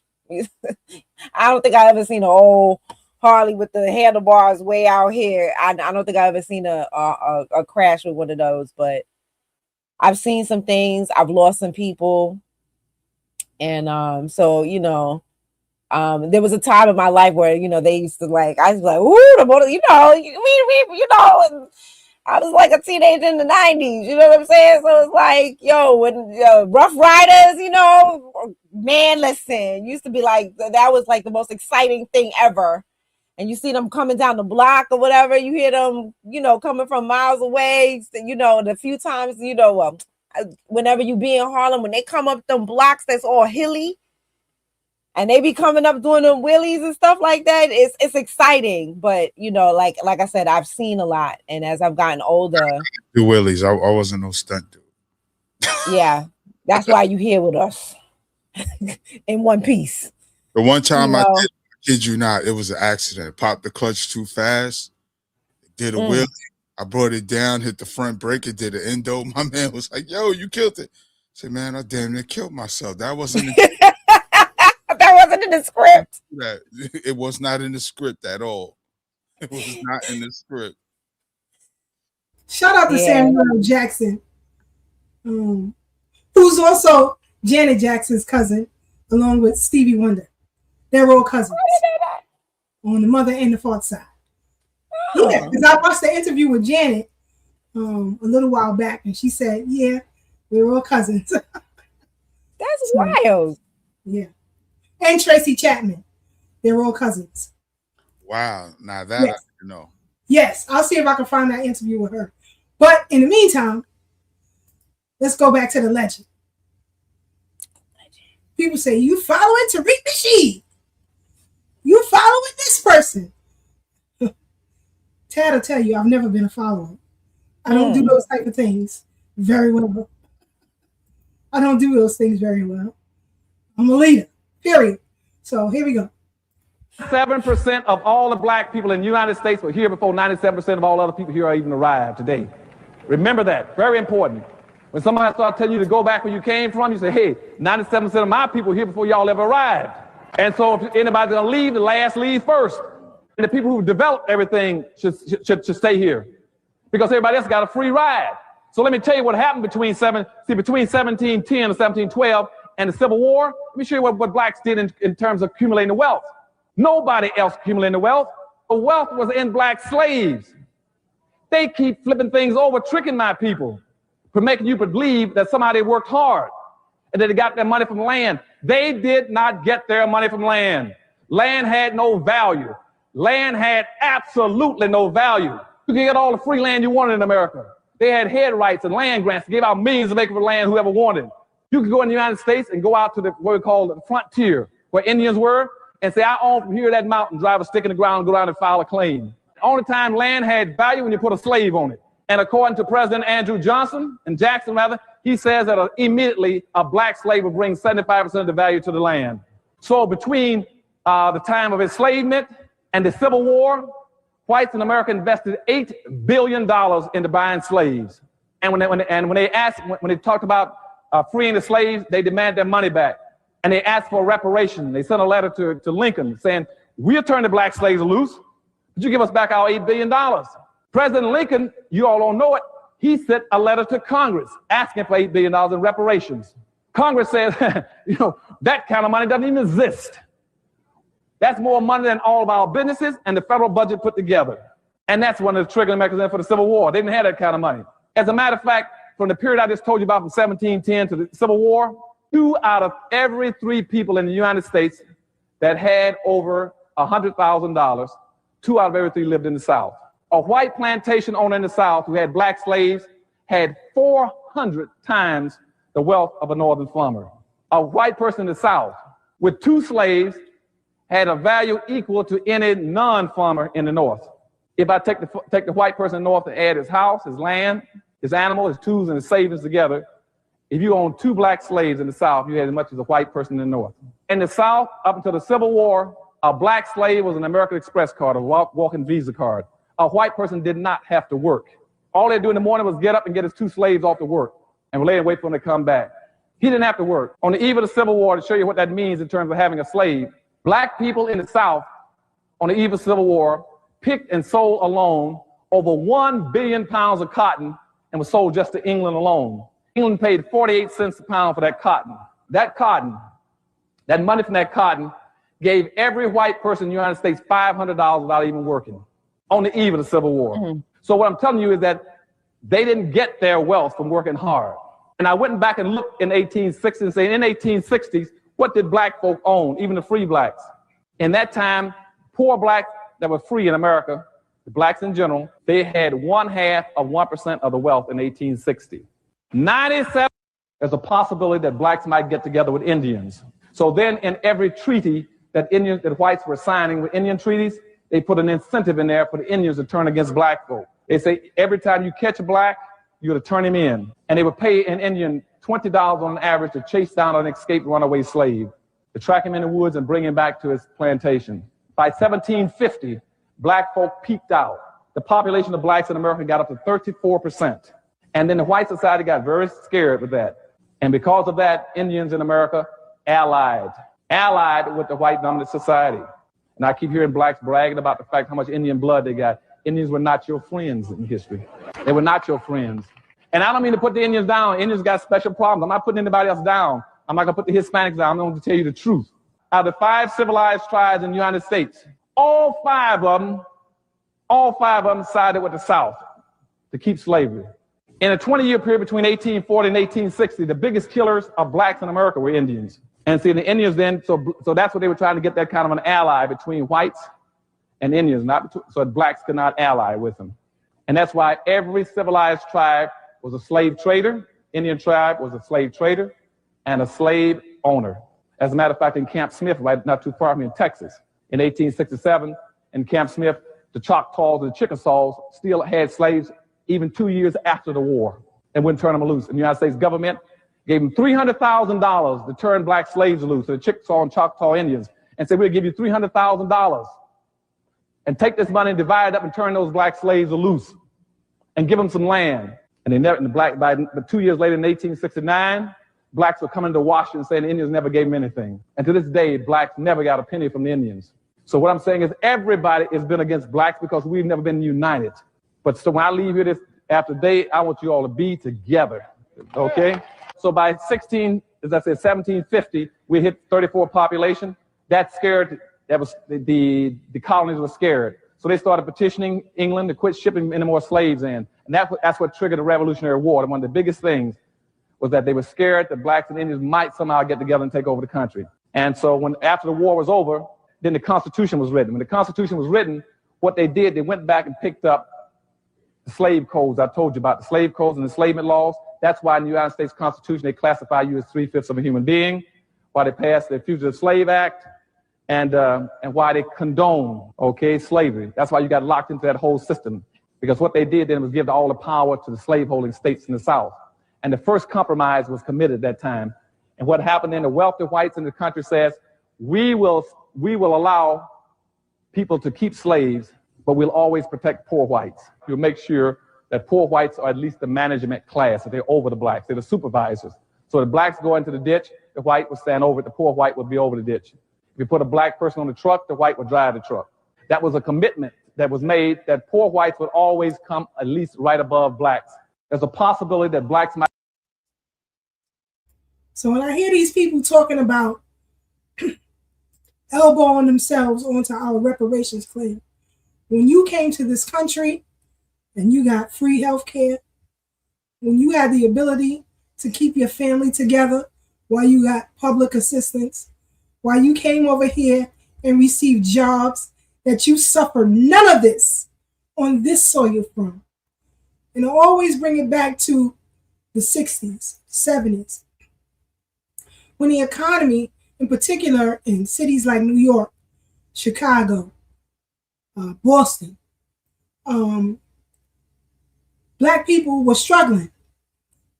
And the father had to leave the home in order for the mother and the children to receive public assistance.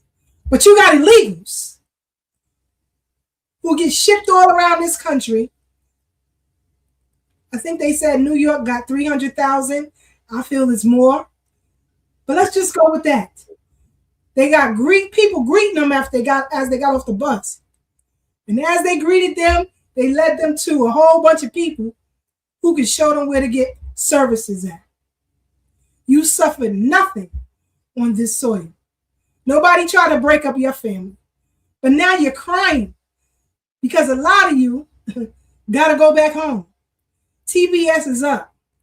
And you got the nerve to talk about what about our children? What about them? What about them? Nobody cared about our children. You got to hold that L. Take them with you. Nobody told you to produce them on this soil.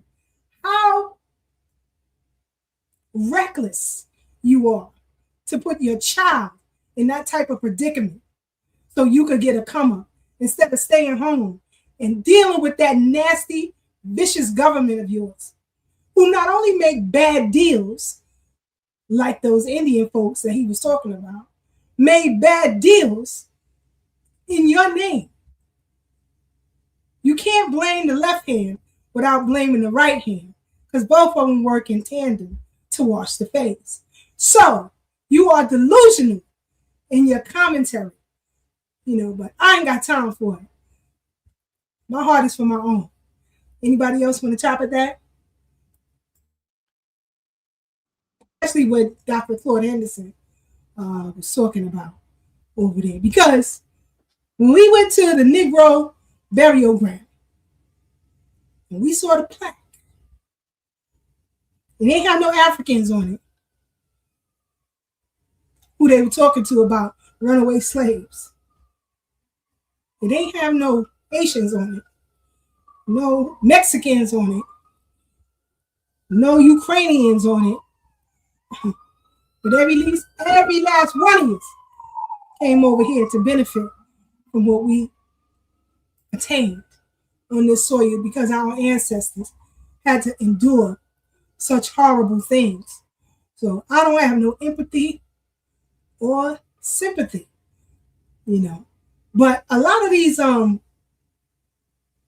videos are surfacing about a lot of celebrities being called out for some comments they made about Black Americans. Also, a lot of videos are coming out with some celebrities who are honing in on who they are as Black Americans and standing on that. So I'm not a big supporter of following celebrities. That's not my thing. I'm not into that. In fact, I find it to be problematic. But you got immigrants who are coming to this country saying that, Africans, saying that they wish they were recolonized. They want to be recolonized, God darn it, because it'll be better than what they got right now. Don't believe me? Here you go. I can't lie. Let's be honest, guys. Like, Africa needs to be recolonized by England, or just by the UK, or just by like America, or just by some European country, bro. Because Africa right now, especially like West Africa, it's just a shambles. Like, everything's wrong. The economy is horrible. The presidents are terrible. Everything. The recolonization needs to happen, and maybe even slavery. Who knows, innit? But I feel like Africa would benefit a lot from recolonization. Damn, slavery, is it that bad in West Africa where y'all need European leadership to advance? Like, is it that bad? I know a couple of months ago, Nigeria was begging China to come fix their power grid. This is the same country that they haven't paid their Wi-Fi bill to in 7 years. I guess it's no shame. It's no shame in that game. But yeah, y'all calling for colonization? I mean, if you look at it though, you know, West Africa has like a lot of raw, you know, precious metals and minerals, but they have other countries mining their minerals. And then they send these minerals out to other countries to refine, because precious metals by itself is not valuable. You have to refine it to make it valuable. Just like Ghana attempted to monopolize the shea butter industry, but they didn't have enough advanced technology to refine the shea nut, so they had to send it to Japan and Europe. That's why they're not able to monopolize the shea industry, because the technology they have isn't that advanced, but Japan and Europe have advanced technology. But damn, that's crazy. Slavery, that is crazy, right? He said that their leaders is just incompetent. The people are just incompetent, and life was better under colonization for West Africans. But slavery, like I said, that's diabolical. Let me know what y'all think, especially the West Africans. Like, that's wow. It's crazy work. You ready, Brother Divine? Let's get the U.S. Freedmen Project president up on the Brooklyn Bridge. What's happening? What's happening? What's going on, family? How y'all doing this evening? I was in the back. I was like, okay, she got me on the bench. I'm ready to get in. Coach, what's good? I didn't see you. Sorry. Oh, okay. Listen, I know you run your show, how you run your show. So I was like, I'm just going to be patient. I'm going to chill back here. You know what I'm saying? I can play my position. And she got off the show just for you. See that? I see that. Where'd she go? Hey, Ty, it look like Josh Hart on the show now. Look. Listen, we can't do the show without you, SisKeisha. I don't know where you went, but right, that's what I'm like. What's going on? She meant to get I'm panicking. Unfortunately. Yeah, take it over while she come back. There she go right there. She coming back. There she go. Yeah, but real quick, to that next video. Well, I've been here since y'all was talking about the Black Cowboys, so I know that's been a while, but I wanted to say that when Brother Black said that they had the rodeo come to Harlem, that stopped in 1997. So 1997 was the last year they had it up in Harlem. So that's that. But to this Dr. Claude, you said what? I say just do it in Queens now. I don't know if it's the same one. It might just be something different or something, an event that just bring there every year.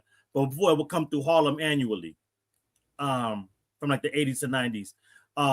But I want to talk real quick about Dr. Claude Anderson, because obviously everything you said is true. But I'm so thankful that he lived to see his life's work start to come to fruition, right? So that the day, and I'm not wishing nobody's, smiles to anybody. And again, my condolences to you and your situation and your friend and your family, Brother Tad. I appreciate that, bro. But I'm so thankful that when he does transition, he get to transition, and he can hear and get his flowers while he's still living. And when he does transition onto that next plane, he can get the job well done. Because for a long time, and we see how long he's been preaching this thing, and we've seen how long we've been at this part of the movement that we are part of, that we are taking upon ourselves. And this is not to impress the family, but just to impress upon you how tough it is to stand on an unpopular square, right? It took a while for our message to resonate and for people to get it, and we're still getting pushback. So imagine Dr. Claude Edison ringing this bell for as long as he's been ringing it, and he had been demonized for as long as he had been ringing it, to only be viewed as prophetic in this moment in time with what he was saying. So I'm just so thankful for that. And the last thing I want to say, so we can get moving on some of the things that I saw while I was waiting, is that this is the beauty of not only this foundational Black American Renaissance, but of our foundational Black American culture. And here's what I mean by that. And this is how you know that we are the only Black people on the planet, meaning a universal idea and concept of Blackness that applies to us all. Because there are no separate segments that we keep exclusive from one another, even though there are regional differences in our ethnic group and in our culture. And so like SisKeisha said when she talked about her experience at the concert, and they appreciated her on this particular, stop on the tour, they didn't denigrate her. They didn't look at her as if she was cosplaying the culture. They looked at her as a part of the culture and appreciated her commitment to the culture. And that's something that we have done for a really long time that's only becoming magnified in this moment and in this Renaissance. Because we always, listen, we Foundation Black American. So we're going to Jones on each other, especially since they part of our family. So you're in different regions, there was different regional jokes. But never was there ever malice, disrespect, and slander toward our different regions of our culture. We only started to see that as others came in that was cosplaying our various versions of the culture and then denigrated the other versions of the culture that they could never understand because they have no family in it and they was never brought up or lived around it. And so that's when we start to see the outright disrespect for the other regions of our culture. And we're now getting back to one another. Not even getting back, we were always there, but now we're getting the riffraff out. Because as soon as we see it, we know that's not about culture. So the first question is, where your family from? Because we know you can't be of our family, because if you were, you wouldn't be saying the things that you say. And most importantly, saying it how you're saying it.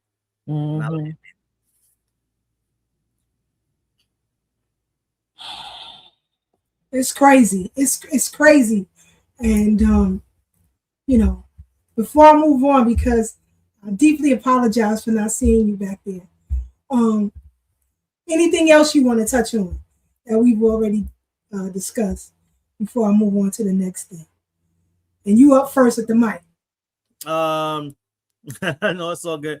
No, I can't remember. I think those are the things that I made sure I bookmarked in my mind that I wanted to make sure that I touched on with everything. And I think I definitely wanted to make sure I echoed the sentiments of Sister Brooke in saying that, I joke about it, but truth is said in jest.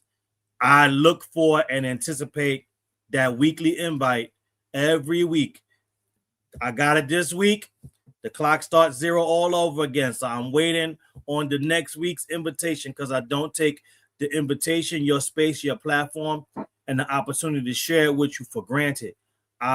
words cannot express how great, how thankful and how much gratitude I have to be able to share this platform. I've been invited in to sit with you guys, sit at your feet, and and share this mic with you. And I just want to one other thing, and I'll say this because Sister Brooke talked about this as well when she brought up the Foundation Black American History tidbits and how the same ones are taught over and over again. Shout out to Brother Marcel, who for the past couple of years during Foundation Black American History Month, every day during the month of February has highlighted a new inventor. And here's what's crazy. That just scratches the surface. And I don't know the exact numbers, and I just need to make sure I do more research myself. But I believe that you could do an invention a day for a year and probably fill up multiple years before you start to repeat or have to look real hard at other inventions and things that we brought to the world. So I want to say this because, this is on brand with what the theme of the show is. And I think, it needs to be said.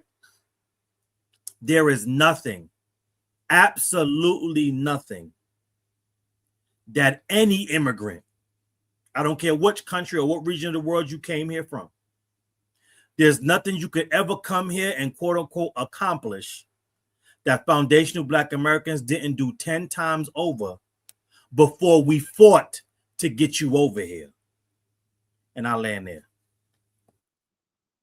Love it, brother. Love it. So this is Reese Palmer,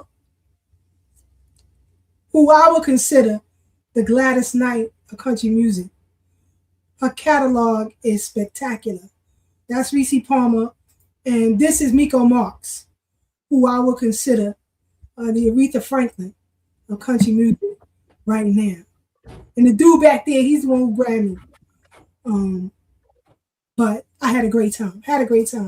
With them because, like I said, they don't get to see us much at these shows, especially when they in the cities. As she said, they don't see us, especially sitting front row. Now we're having no other way. I got to be in front, goddamn it. Oh, and also, I want y'all to get ready because in a couple of months, Hidden Color 6 will be released. So everybody in New York who want to go, make sure you stay tapped in so you'll get to see it and check it out. I mentioned Janet Jackson and her relation to hold on before you go on. Wait. We didn't address that Africa video. Hold on. Okay. Wait a minute. So when that dude was sitting there talking about, I want y'all to understand what he said. He's capitulating the fact that they can't fix it. These are the doctors and lawyers and engineers that they come over here and tell us that they are, right? They can't fix it. It's too broken. They can't fix it. They need white tea people to come over and fix it for them. White tea daddy to come over and fix it. Then they sit there and tell us about how great it is that they have an independent country, that they have, you know what I'm saying, and we don't have our own country. What good is that own country doing you? You can't even fix it. You let corrupt leaders, look, one of them African, I put up a picture, a video of one of them, I think it's Zimbabwe or something like that. Maybe not be Zimbabwe, it may be a different African nation, but he's so old, he's sitting there in public events with a washcloth in his mouth because he drools. This is your leadership. And y'all letting him take all the money. How y'all letting a man that can't keep his saliva in his mouth take all the money? This is your king? Is this your king? Come on, OG Tad. And y'all sitting there and you telling us how, and this is why when y'all sit there and tell us what we should do and how we should do it, we don't listen to you. You don't know what the fuck you're doing. Sorry, too late. You don't know what you're doing. You don't know how to fix your country. You don't know how to govern. You don't know how to do anything. Where's all those engineers? Where's all those doctors that you got? Why come they don't go over there and fix the streets just so y'all don't flood every time it rains? Huh? Why? This is why we don't take you seriously, and we don't want you in our conversations. We don't want you in our politics. You have not shown or proven you know anything to do with anything. The only thing you are an expert in is on how to steal from your own people. That's it. And we don't need no lessons of that, so you can keep that shit. And then he said that he wants that maybe they need to be enslaved for a while. Lord have mercy. And they tell us that we are subservient. You are sitting here begging for slavery. Who's subservient, David Aiello? Godfrey, whatever that stupid British Jamaican woman, whatever. The triple fleer.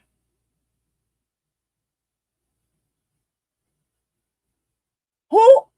You calling somebody subservient? You calling somebody, you know, I want to say the word.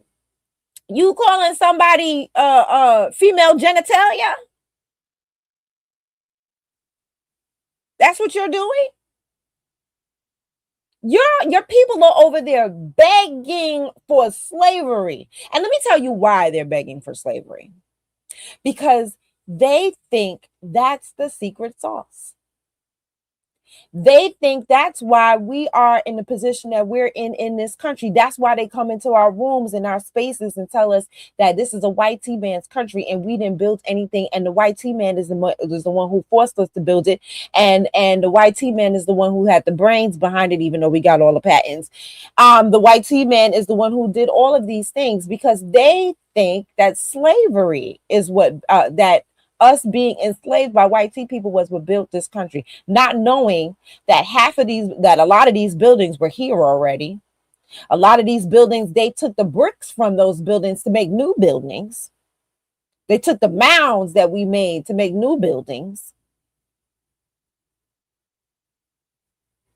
That they came over to already functioning societies and neighborhoods and cities.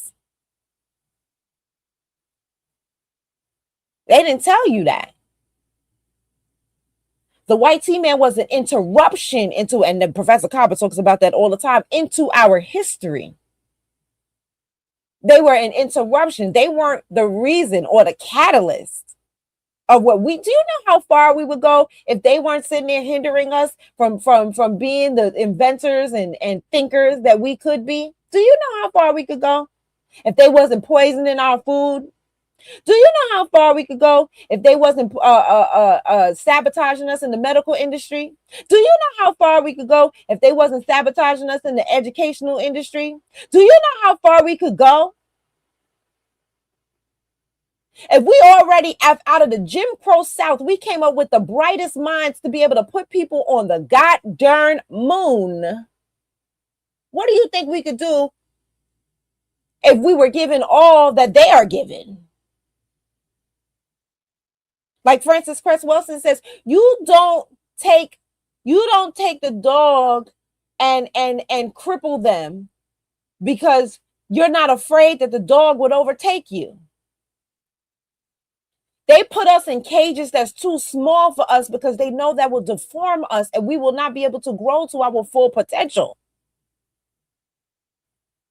But they think that slavery is the secret sauce, and they are so, after they sold their mamas, their daddies, their sisters, their brothers, their cousins, the doctors, the lawyers, the engineers, the teachers, the farmers, after they sold everybody in their society who could have built it up, because you're in that position because of what you did to yourself. After they sold anybody who could have built it up and made it an actual country instead of the wasteland that you are now trying to flee from, instead of the wasteland that you are now trying to beg the white T-man to come and fix, you should have been doing something about it. So now that you have done all of these things, you're begging them to come and fix it for you?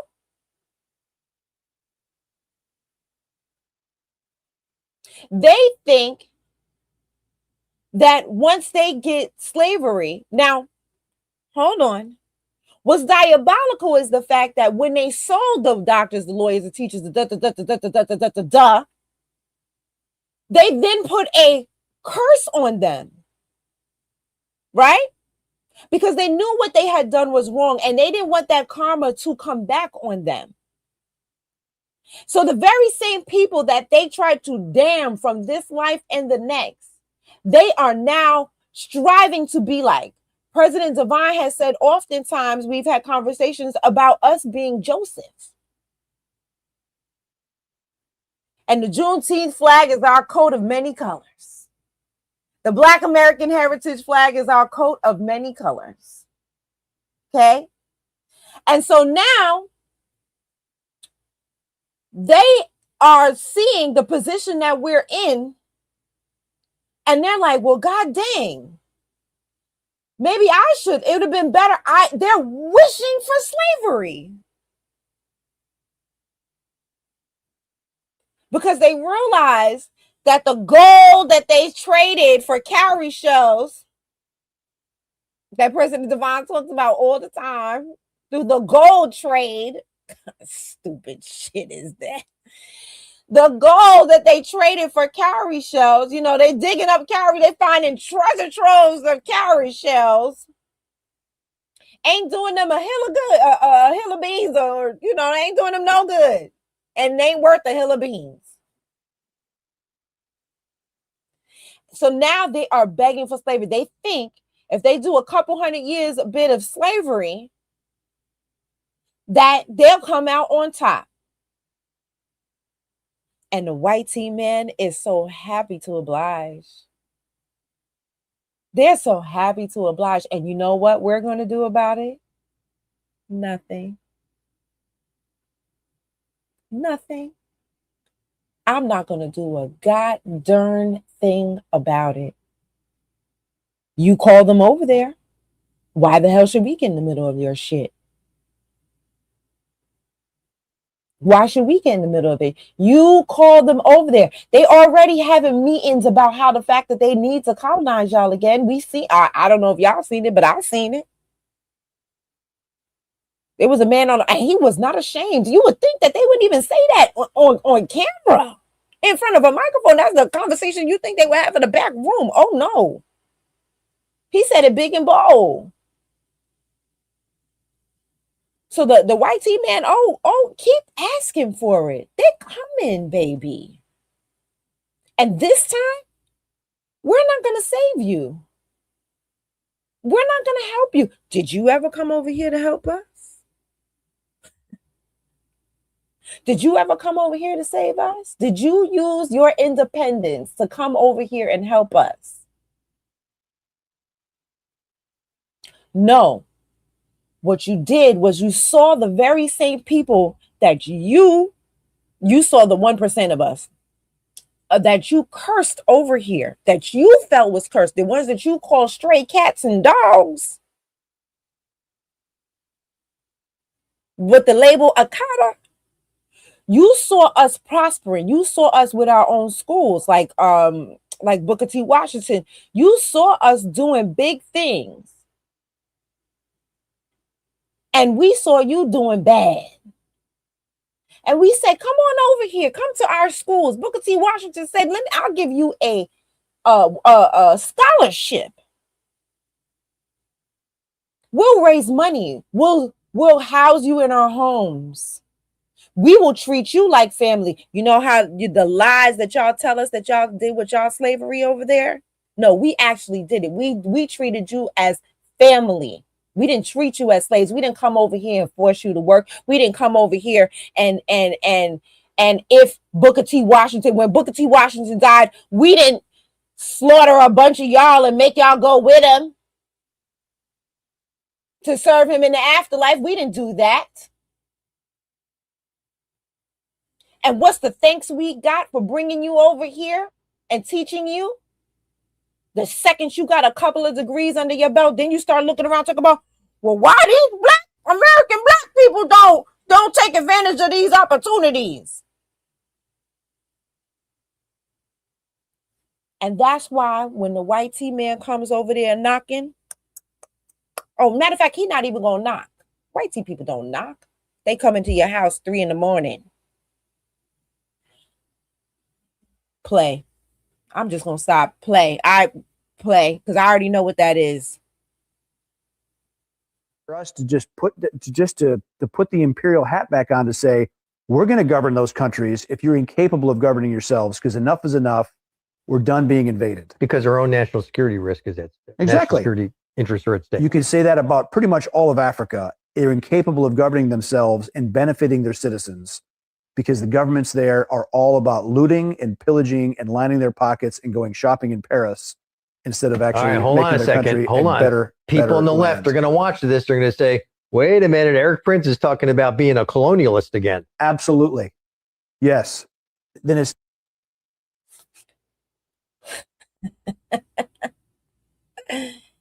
And I saw that clip before I seen this clip. And I knew Africa had a problem on their hands. Because if he's at the point where he's saying this publicly, it's already in motion, baby. And so now you're asking for it. So now you're giving them a license to come over and do what they wanted to do anyway. And we're not going to do a thing about it. We're going to let it happen. That's what you asked for. Why should we do anything about it? You're over here in our business. And then CARICOM wants us to unite with that? If CARICOM and the West Indies and the Caribbean, whichever way you want to say it, is fooled by these unable to govern themselves people, that's on you. We're not blind, we're not dumb. And I ain't calling you blind and dumb, but you're making some blind and dumb decisions. And you're letting the blind and dumb lead you. Now, question for you, and Brother Divine. Yesterday on Brooks Live, we were discussing the CARICOM meeting. Mm-hmm. Now, don't start with us. They say they are still subjects of the king. They said that. And the way they said it, go back to David Aiello, with a little subservience. If y'all was on in the Zoom meeting we was listening to, yeah. And they going for reparations for those crooked governments, have no plans of giving anything to their citizens. In fact, didn't they have a 10-point program, Brother Divine? They sure did. Now, let's talk about this 10-point program, shall we? Because yes, Brother Divine he laid it out real clear. So while I get ready to pull it up, in the meantime, y'all watch this while I pull it up. Now, someone told me this earlier. Are you related to Stevie? He's our cousin. How have I gone that long in life? Not a lot of people know that. He's our cousin on my mother's side. That's blown my mind. So is Tracy Chapman. Whoa.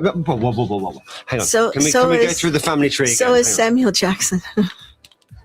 So Stevie is what to you? My cousin. Tracy Chapman. Cousin. Samuel Jackson. He would be a cousin too. I mean, he's not my brother. Right, yeah, fine. But yes. Told you. But move right along to their 10-point program. Now we're going to turn the mic over to Brother Divine. Let him break it down. Come on, break it down. So once he's done, don't ever let these tethers tell you anything reckless. Don't let them, these politicians and these reparation commission people, try to grandfather these other folks into our claim. Don't let it happen again. Go ahead, Brother Devon. The mic is yours. Yeah, man. So this is the 10-point plan that she pointed out. This is the points of the pillars of the reparations claim that CARICOM is fighting for their Caribbean community, and that's what CARICOM is short for. So as you can see on the screen, I'm gonna break down. I'm gonna go into detail on a couple of them the same way I did last night, because those are the ones that are most. I mean, they're eye-opening for what they're asking, and kind of just points out the hypocrisy and the gall that they have with us when they talk about our justice claim, the reasons why they try to get on it, but then try to critique it and quote unquote make it better or enhance it. So one is a full and formal apology. That's point one. That's self-explanatory. Two is the Indigenous Peoples Development Program. Here is why this one is so eye-opening for me, is that in number 2, they talk about the indigenous peoples that inhabited the islands or the and/or countries before enslavement and the G-sides that the colonizers enacted. But when we talk about the indigenous populations here and our connection to it through our genealogy and just actual history and books that cite that there were indigenous populations here, all of a sudden, all the Afro immigrants pretend to act like they don't know what we're talking about. But justice for the indigenous and acknowledgement of those indigenous populations is number 2 on their 10-point plan for reparations. 3 is repatriation and resettlement. This one we kind of talked about a little bit, but as they went more into detail, as they answered questions from the press, this stood out to me because you don't need a reparations point in a reparations package to do any type of repatriation, which is just a fancy word for moving to Africa, or in the mind of Pan-Africans, moving back to Africa. Here's why this one stood out, is because they are petitioning those same European powers that other gentleman was asking to come back in and colonize and enslave them. They're asking them to come to the table to negotiate and broker the deal for repatriation, not have direct conversations with the African countries that they claim to have a connection with and they claim that working with on this 10-point plan. See, if there was some true connection, if you guys were just lost Africans in the Caribbean, then you would be able to just talk to whatever government or whatever country you wanted and tell them, I'm coming back. Or, hey, what deal can we make so that I can come and move in? For the simple fact that no country on the continent of Africa, despite what Godfrey tries to tell you with his bullshit ass podcast and what he named it, not one is offering any level of quote unquote repatriation or land grants or open or welcoming you back with open arms without you coming back with a bag and having to go through the same process of citizenship that everybody else has to go through, regardless of whether they think they're Pan-African or not. Number 4, restitution of cultural heritage and cultural reconnection. Number 5, remedying the public health crisis. Oh, this one was the game changer for me, because this is not Divine's words. These are not even the words of foundational Black Americans. These are the statistics from the experts that they have employed to help them put this 10-point plan together. Number 5, remedying the public health crisis, is based on the facts that the Caribbean region of the world have the highest rates of diabetes and hypertension. Now that one jumped off the page to me because before this, like most of the lies that Pan-Africanism and the Afro-immigrants that come here forced our people group to endure, we were told that our food is some of the most unhealthy on the planet. That we just have a culture of degeneracy when it comes to food and being healthy. And that the Caribbean is one stop away from the true promised land where the not the streets, but the dirt roads are not paved with gold because the gold is underneath and they can't access that. But they're at least paved with vitamin-rich soil, where if you just eat from the land, you can heal your body. And because that's your natural diet, the health wonders and the quality of life is just second to none. But we find out that in those same islands, eating off the land and all those natural fruits and vegetables and animals that they raise on them farms, they are still number one in the world for hypertension and diabetes.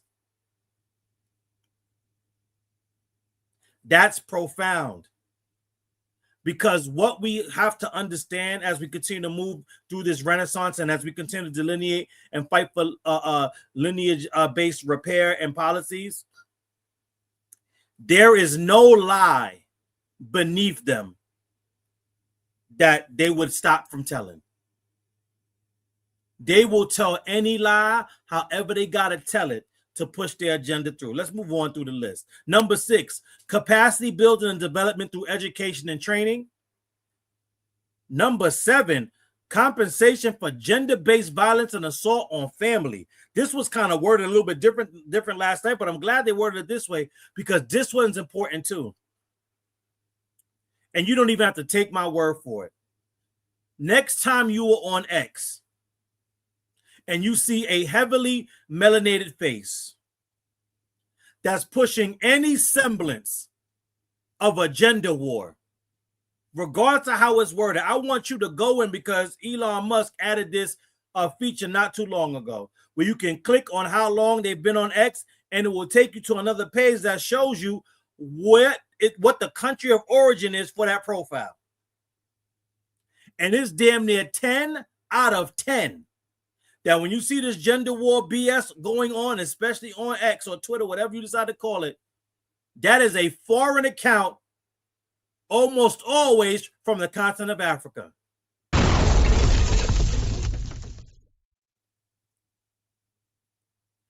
And here is something that we kind of don't talk about. That might have to be a whole show, but I want to say this because I think this is important. For all the accusations against foundational Black American culture and our society, and specifically our men, when they say we are trying to get closer to the patriarchy, and here in this country, patriarchy just means white male supremacy, like male white supremacy, right? Something that we have never done or instituted. There's never been a system created and enacted and practiced by foundational Black American with which we have subjugated and marginalized and targeted our foundational Black American women. Oh, but in the Caribbean and on the continent of Africa, there is a such thing as Caribbean patriarchy. There is a such thing as African patriarchy. Their men have systems that they have created, that they run, that's a part of their culture, that directly targets their women. And their women get online and or immigrate into our country, bring those cultural experiences with them, and then project them onto foundational Black American men. In the same way that the white feminists do it with their men and then project that into our culture as well. Oh, it's deep. It's deep. Number 8, psychological rehabilitation. Number 9, the right to sovereignty and development, technology, innovation, and entrepreneurship. And 10, debt cancellation, monetary compensation, and I think that says decolonization. I can't see because I think that's if you could scroll up a little bit, only because the chat is there on my screen. I can't see it. Yeah, decolonization. For all those that probably saw it before I did or saw it while I was reading, there's something missing. That is a staple. That's the foundation of our justice claim and reparations packages in America, in the country that we built, that is not on their list. If y'all see it, put it in the chat. Oh, somebody already did. Somebody don't. Oh, I see Debo. I'm glad you said that, Debo. I'm glad you said that because I thought you got it. I thought you was putting that's missing. Nope. I want to go into detail on number 10 because on the website, they actually have a drop-down menu. That's how I was able to break some of this down. Number 10 is monetary compensation and debt cancellation for the governments of those Caribbean countries.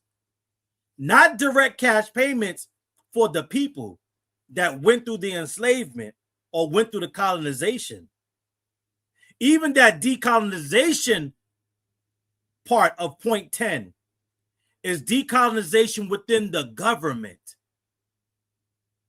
There is no direct cash payment for any individual person or family of Caribbean descent that survived the Ma'afa, as the Pan-Africans say. So there is no remedial justice for any family. Every point on this plan is to repair those governments. But here's the rub, because they also said something very important in that meeting, and SisKeisha already talked about it and hinted at it. How in the world can you even begin to do number 9 when everybody on the commission acknowledges and is okay with stating on the record that they are still subjects of the king?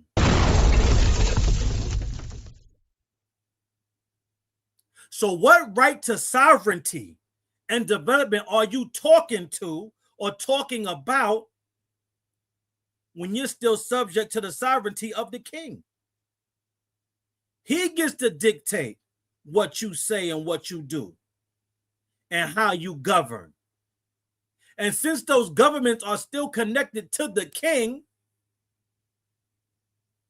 any compensation or repair that comes to those governments goes to the king. So when you get Dr. Sukihana, in the words of my OG brother Tad, aka the Prince of Pan Pizza, talking about and trafficking in racist tropes about what we would do with our reparations payments, what we would do with the debt that's owed to our families, and how it would just end up right in the hands of the white man that enslaved us. But your fellow Pan-Africans in the Caribbean are still tied to the king, are still his subjects. And this is not hyperbole. This is not conjecture. I don't want to just say they still his subjects. Based on what we heard in the room, they are still his loyal subjects. See, because that's different. See, if you subjected to the king, there can be rebellion. Right? There could be some Game of Thrones, Kingslayer movements. But one of the spokespersons from that commission said he can only talk to the king with whispers. And that he doesn't even have the kind of audacity that it would take for him to raise his voice to that king. So I can't even ask them, is this your king? Because we already know who their king is. So I must ask you, or ask the question in this way: is this your unity?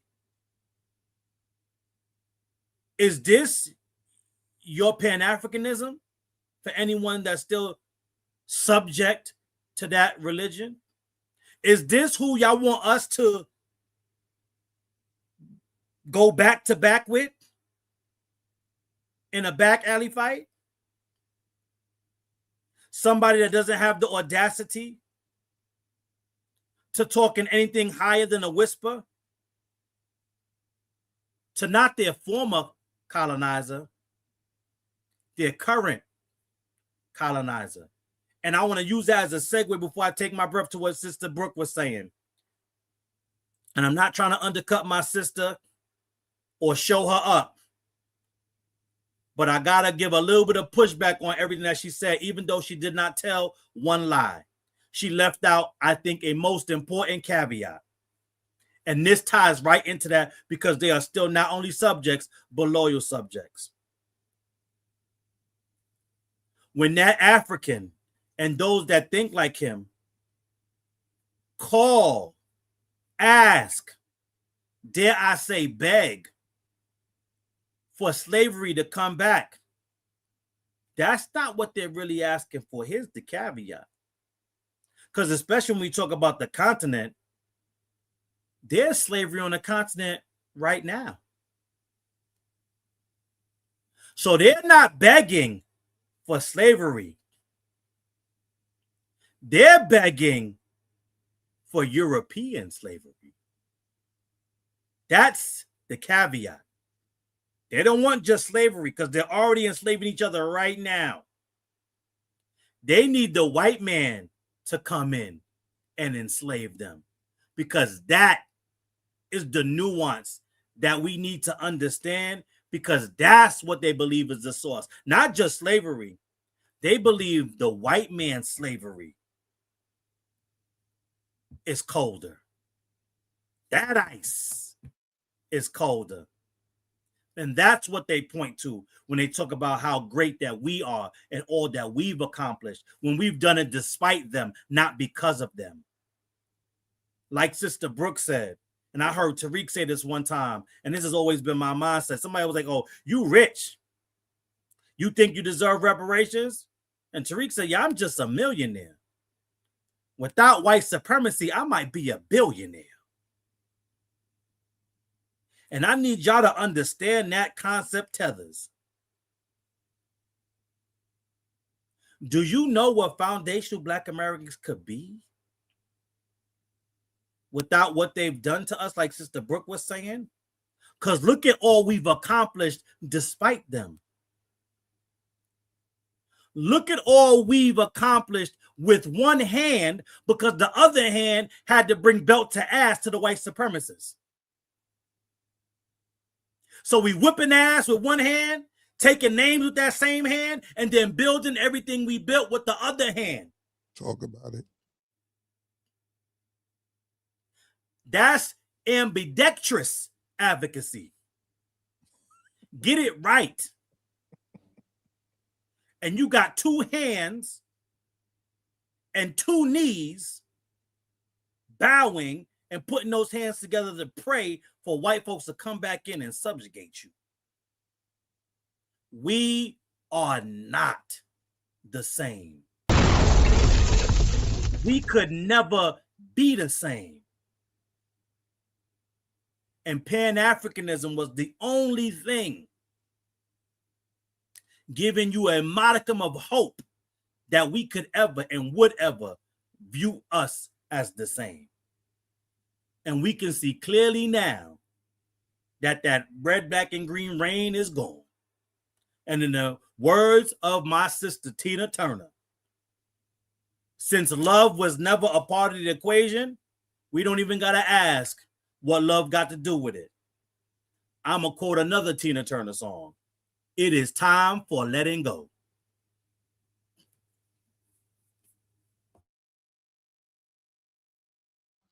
Talk about it.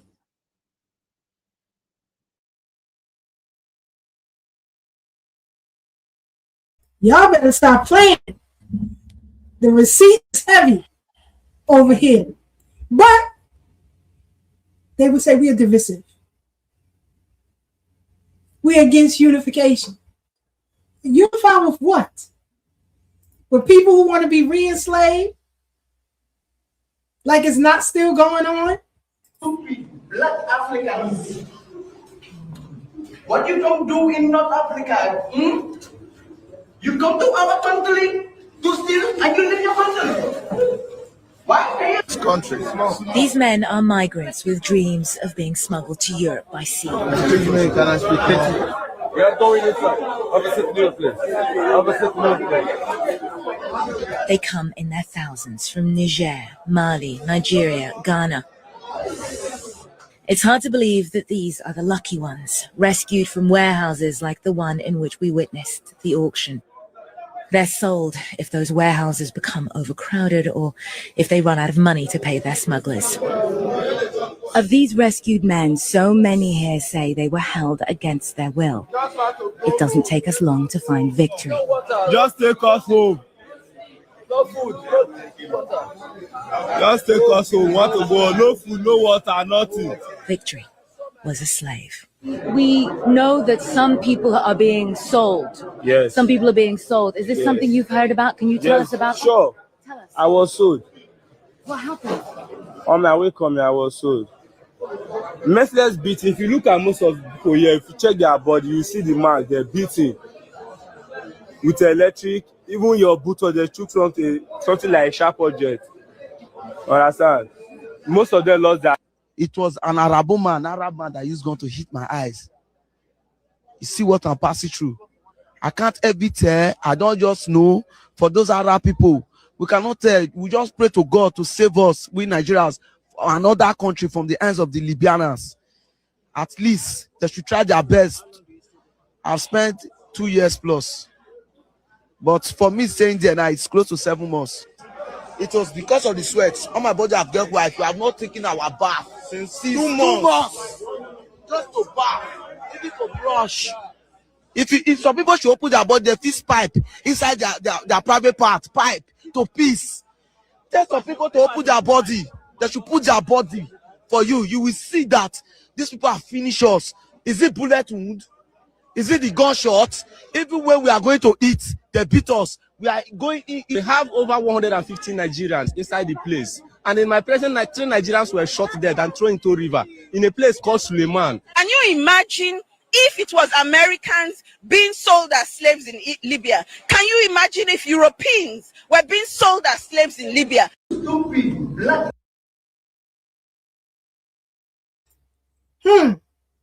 But they want to convince you to take you and your resources to go over there. How come the black Muslims don't be liking to talk about this? I said what I said. We y'all at? Quiet as church mice. But again, we're the divisive ones. The first 2 countries they mentioned was Mali and Niger. Isn't Mali and Niger part of the Sahel Alliance with Burkina Faso? Where's Ibrahim Traoré? The one y'all championing. I told you it was a scam. But what do I know? I grew up in the 80s watching games of 3 Count Monte. I know a scam when I see one. But everybody champion. I'm gonna land there. Anybody else want to chime in? You know I do. I was trying to be polite. Yeah, Sister Brooke. So when the woman she had to bring, I don't know if she meant Black Americans or if she meant white Americans. If she meant white Americans, because she then went into Europeans. But let me say this. There was a time when your ancestors, were trafficking your own people to go to different areas. What did you do about it? What did your ancestors do about it? They participated. And I can't speak about anywhere else, but I can daggone sure talk about here. And when our ancestors were enslaved, not near a foreign country gave a flying shit.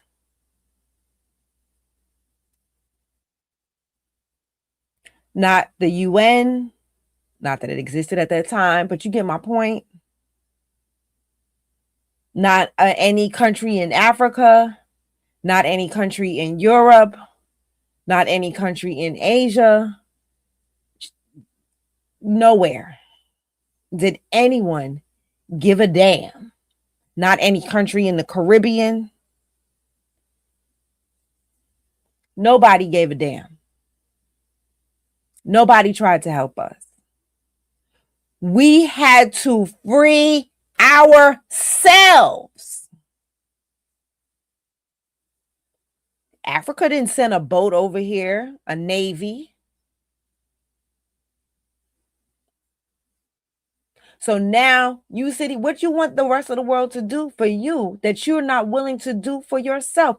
You took it upon yourself to walk all the way, because I know you ain't got no girl,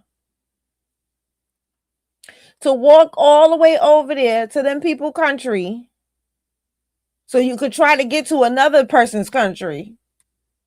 And then you find yourself in a pickle.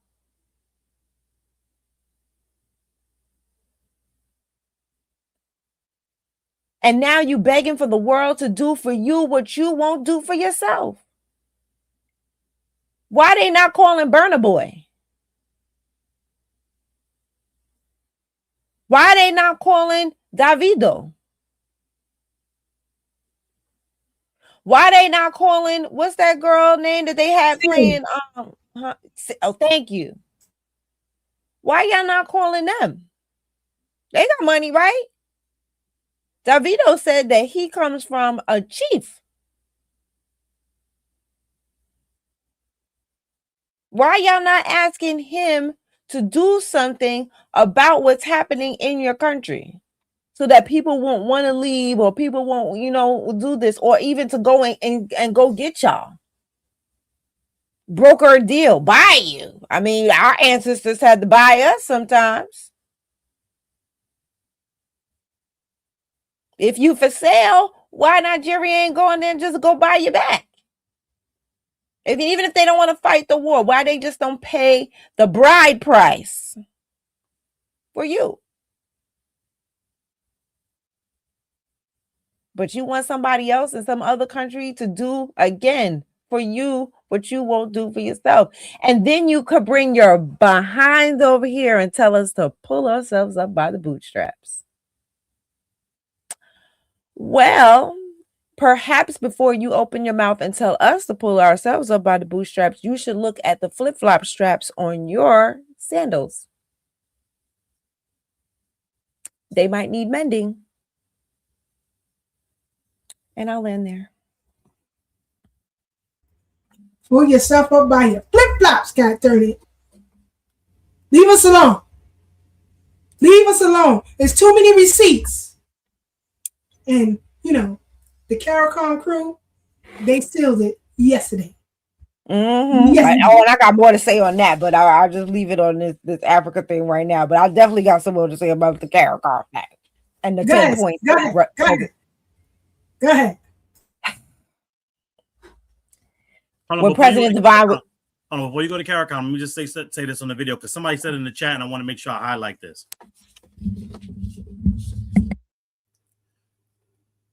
Because obviously it's not all of them. And, I would never want to put that on all of them, but it's way too many of them. The Pan-Africans and their Afro-immigrant foot soldiers. The flat-out disrespect that they come over here and talk about what our ancestors did and didn't do. during our fight. Guess what? Regardless of whatever you think about it, it was our fight. You don't get to come back in here on the back end and critique it and be Monday morning quarterback. But when I see videos like this, it just adds extra layers of outrage for me. Because here you have able-bodied men of military age crying to what sounds like a white, I don't know where this person's from. I'm assuming they white. It sounded like a woman. And they're detailing all the things that are being done to them. And not one of them is talking about, oh, we tried to fight back, or this happened, or they had to put this resistance down, or they killed this many when we tried to rise up and take their guns. They talking about things getting stuck up in them. All type of things. But none of them is talking about a fight. And then that one dude looked like somebody gouged his eye out or punched him in it or injured it. This dude said all we could do is pray to God that we get saved. And this is the mentality of way too many of these people that lets us know we can't. Listen, it's easier to run with 300 than to drag 1,000. What I look like taking you into any type of battle or war that we need to go into, and your special power and your and your biggest contribution to our unit is that you're gonna pray. Not gonna pick up the gun that's in your hand, not have any type of spirit to want to help us get the justice that we need come hell or high water, but you're gonna sit there and pray. And y'all are in there in such large numbers. And if even not for y'all, your fellow countrymen far outnumber the few people that are holding y'all in the places that y'all being held. And ain't nobody talking about fighting, and ain't nobody talking about going to war. And now I see how Mandela sat in that prison for so long. Like, you start to see it the more you get to know him. I say this all the time, that I was a Pan-Africanist until I started meeting actual Africans. And it's like the more you interact with these people, you start to see why and how the things that befell them. And it's like, bro, I can't rock with that. In the words of one of their mightiest warriors, I can't get jiggy with this shit.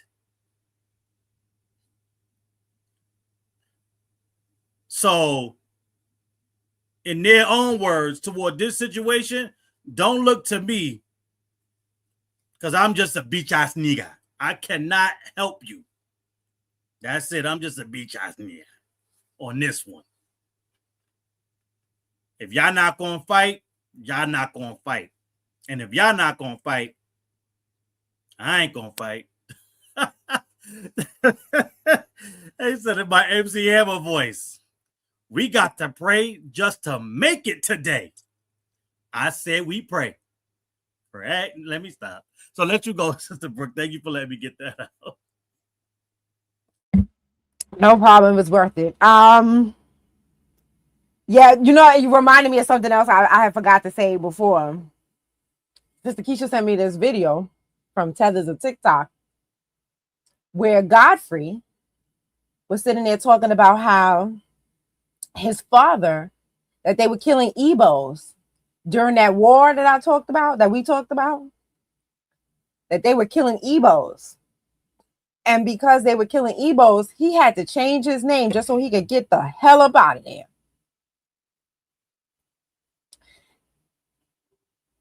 Let it play. The further ado, The Tether Father, Episode 3, presented by Tethers of TikTok. If you had something to say, I feel like you would have said that right then. Just for some clarity, that's T.I. calling into his show. If you don't know, T.I. has gotten into stand-up comedy. He went into the club, and he was told to go on after Godfrey. Now, I want y'all to remember all that huff and puff that Godfrey had for that black woman who called in of her displeasurement about the conversation he had with David Ayala. He ain't got none of that bass for T.I. None of that. But I'll keep playing. I wasn't expected to be all smiles and shits and giggles. And then when I turn my back and now I see you, the same person I met, took a picture with and all that shit. Yep. And now it's like, oh, well, he shouldn't have came up. But that's that rules and da-da-da-da-da-da. But as there's a code in comedy that I follow. I'm not watching what you can't do better than me. Yeah. You're not a comedian to me. You're working your way. I give him, he's taking it seriously. I don't know how long he's going to do that. Yeah. But I'm not coming back after I finish my shit. This episode will show how jealousy revealed the Tether Father, with two stories at the same time. Godfrey Danchima Jr. was born to Nigerian parents of Igbo descent. They immigrated to the U.S. to escape the Nigerian Civil War. Godfrey is a nephew of Nigerian musician Sonny Akosin. I remember telling my, when you tell black people in Chicago, when I told my black American friends I was Nigerian, I remember that shit. I told them, like, they were surprised. I was like, hey man, I'm Nigerian, right? And when you tell Southern people shit by surprise, their voices go up really high. They were like, oh man, oh shit. You African and shit, you African? Black Americans around in Chicago. I grew up in Chicago. So you're talking about Southern mentality. So they'd be like, man, you black African, they'd be like, is there monkey you be chasing? They would say that. And then, you have African American friends shitting on you. And then you have Nigerians think you're not really Nigerian. I go, I am. Like, I just was born here. It was, in Biafra. Godfrey was born in Lincoln, Nebraska on July 21st, 1969. Soon after, the family settled in Chicago where Godfrey grew up.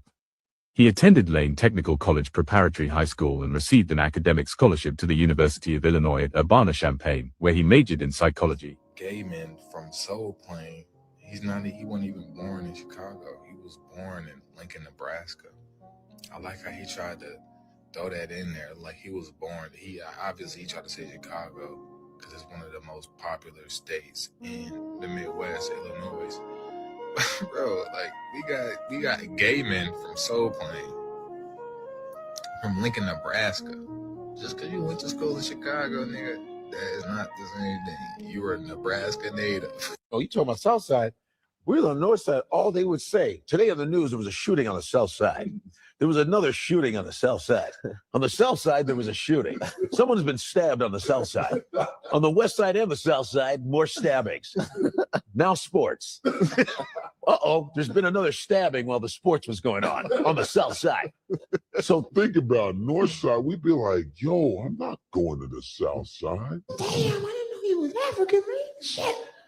I thought you were like regular black. Original last name is Chima. But my father changed it, took his dad's name, put Dan Chima so they can get out of Nigeria because they were killing Igbos. So it was my aunt told me this. She said, that's the reason why you're Dan Chima. It was survival. What's the survival? Yeah, we were Chimas, and they were looking for Igbos to kill. Yeah. And my father was smart, just said, nah, Dan Chima, we're Dan Chima. So get out. I was like, it's regular black. Like Mississippi, Kentucky, that's regular black. You that National Geographic shit. Regular black? Regular black? That sounds like a Crayola color. That sounds like a crayon color. We have Oprah, Obama, and now regular black. And so when I got to University of Illinois, girls I was dating all lived on the South Side. They went to Whitney Young, they went to Lynn Bloom and Kenwood. So I was starting to go to the South Side. So my boy Mark, he was like, yo, come to my house. Da-da-da. I said, I'm going to the South Side. Damn. Right? Man, Pill Hill is a black area of doctors. The nicest neighborhoods. I was in my other boy's place, Steve Dudley. He's in a mansion in the South Side. His mom, father's Tuskegee Airman lineage. Oh, wow. She's a surgeon. Elevators in his house. black people. Now, I mean, you know, you've been to the blue collar elevators in the crib. In the crib, yeah. We went to Freaknik with him. He had a drop top Beamer, black, all black. I'm around Jack and Jill. My girl I was dating was Jack and Jill. This elite black. Yeah. I'm like, nice. I'm like, this is Northside mentality. I go, what the hell? My father would be like, he'd be like, you know, he said, so, you know, this one boy was in my class. He was just saying, hey, man, don't talk to me like that. He was just walking like, man, it's in tears. You want to be Mr. Cool. Yeah, he has this, the comb, you don't put the comb in his hair. He would just stay just like this, saying bad words, motherfucker, I thought this, doing this. Think about Northside, we'd be like, yo, I'm not going to the South Side. You're the son of refugees born in Nebraska. So now I get the joke. Of course, they knew you weren't black. I get off stage and my man Artie Fuqua, he goes, yo, T.I. he wants to go up after you. And I was like, T.I. for what? Like, it was like, easy. You doing comedy? What the fuck? I was like, so I say, it's his town. Fucking let him go up. And I get off and Artie goes, Godfrey, T.I. is here. And he wants to go on. Like after you know, I said, what? But I was like, dude, I'm not gonna say no to T.I. Yeah. If it could have been KRS-One, I'd be like, yeah, let him do it. Yeah. It's one of those things where you go, of course, as a comedian, I'm like, why the fuck are you in our lane? Space, yeah. But as a branding, as a, this is a good look, as in everybody's about visual, everybody's about social media, I go, sure. Yeah. Let him up. I was like, T.I. for what? Like, it was like, easy. You doing comedy? What the fuck? I was like, so I think it's his town. Fucking let him go up. Mm-hmm. Yeah. I tore that bitch down and I'm going to go back and go watch someone who's who's not a comic, who's not a comedian. Yeah. For me, morally, that's just fucking stupid. Yeah.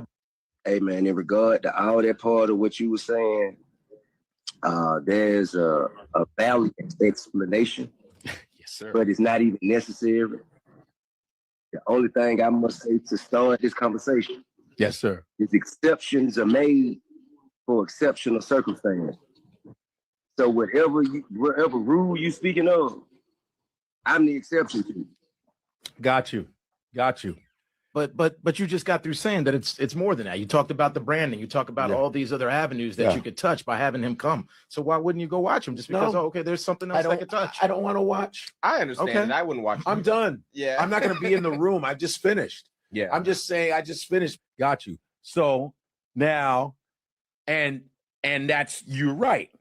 And as a person of comedy tenure, I'm gonna say, well, that's a little strange, but I didn't say, he can't. I said, this is his town. Shit, let him go up there. Shit, that's all I said. It's one of those things where you go, as a comedian, I'm like, why the fuck are you in our lane? Space, yeah. But as a branding, as a, this is a good look, as in everybody's about visual, everybody's about social media, I go, sure. Yeah. And so I'm gonna stop it there, but we good enough for you to use. You see what? It's all coming out. It's all coming out. But where was that tough talk you gave that sister? You ain't had none of it for T.I. In Chicago when him just left. Flew. Just like the family flew from Nigeria. All right, Goofy. We see you. We see you. Now let me see those folks try to clean this up. Go ahead, try to clean it up.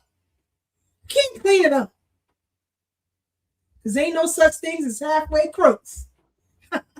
Scared to death. Stop playing.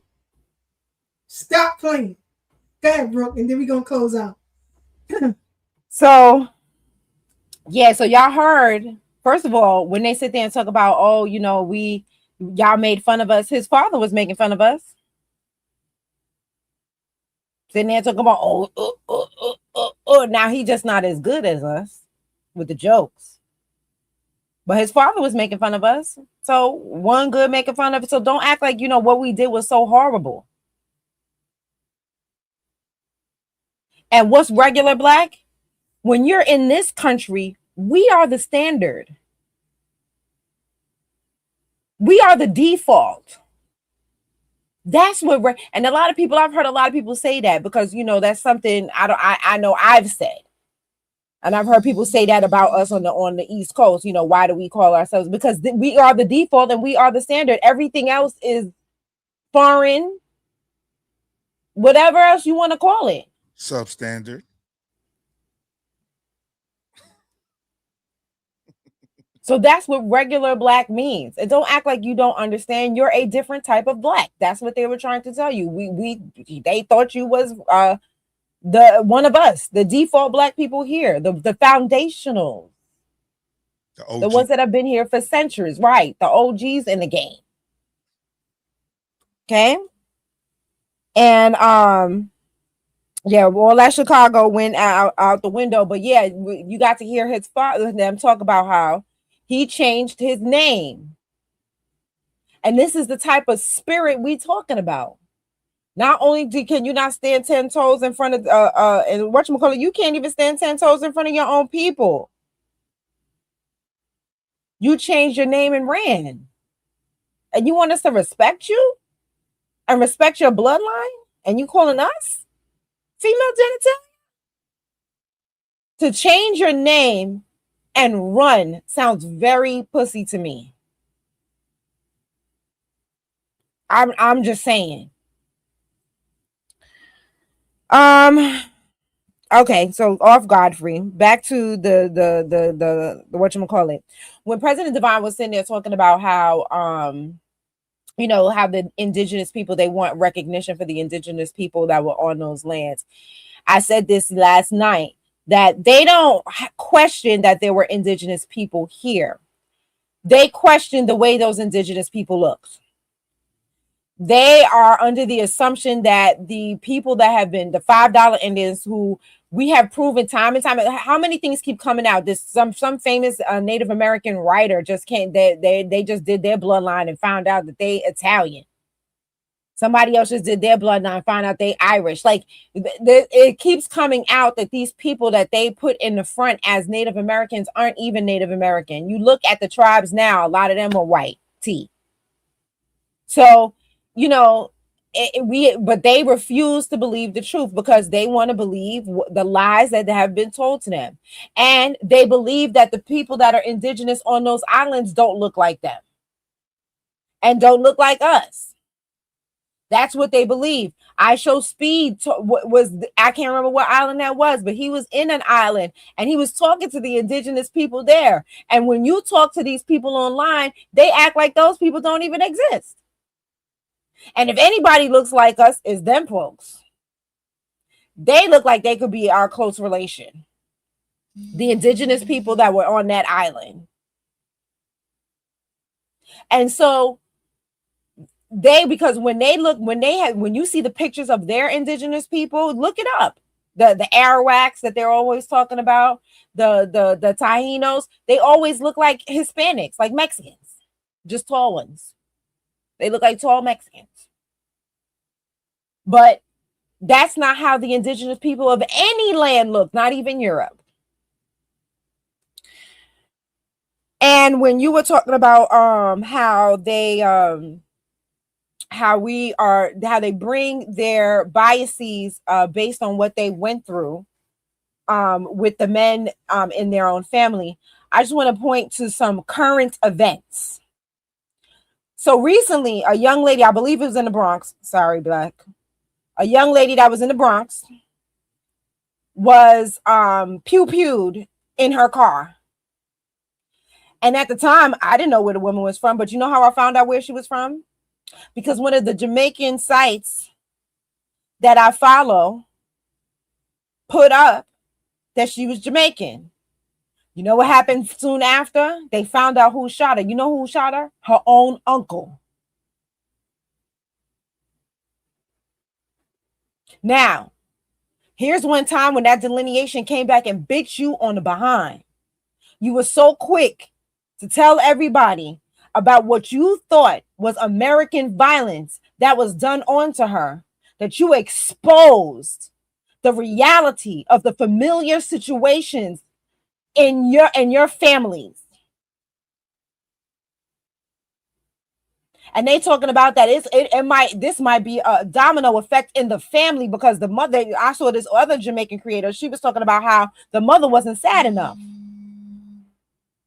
The mother was smiling and she just didn't understand how a mother could react like that. And this is not me talking, this is a Jamaican woman talking about her own Jamaican people. How she didn't understand how a woman could be reacting like that when her daughter just passed. And then lastly, I just wanted to point out that when they talk about, sharing with the entire island, they want to share with the buffer classes. I think that is very, very interesting.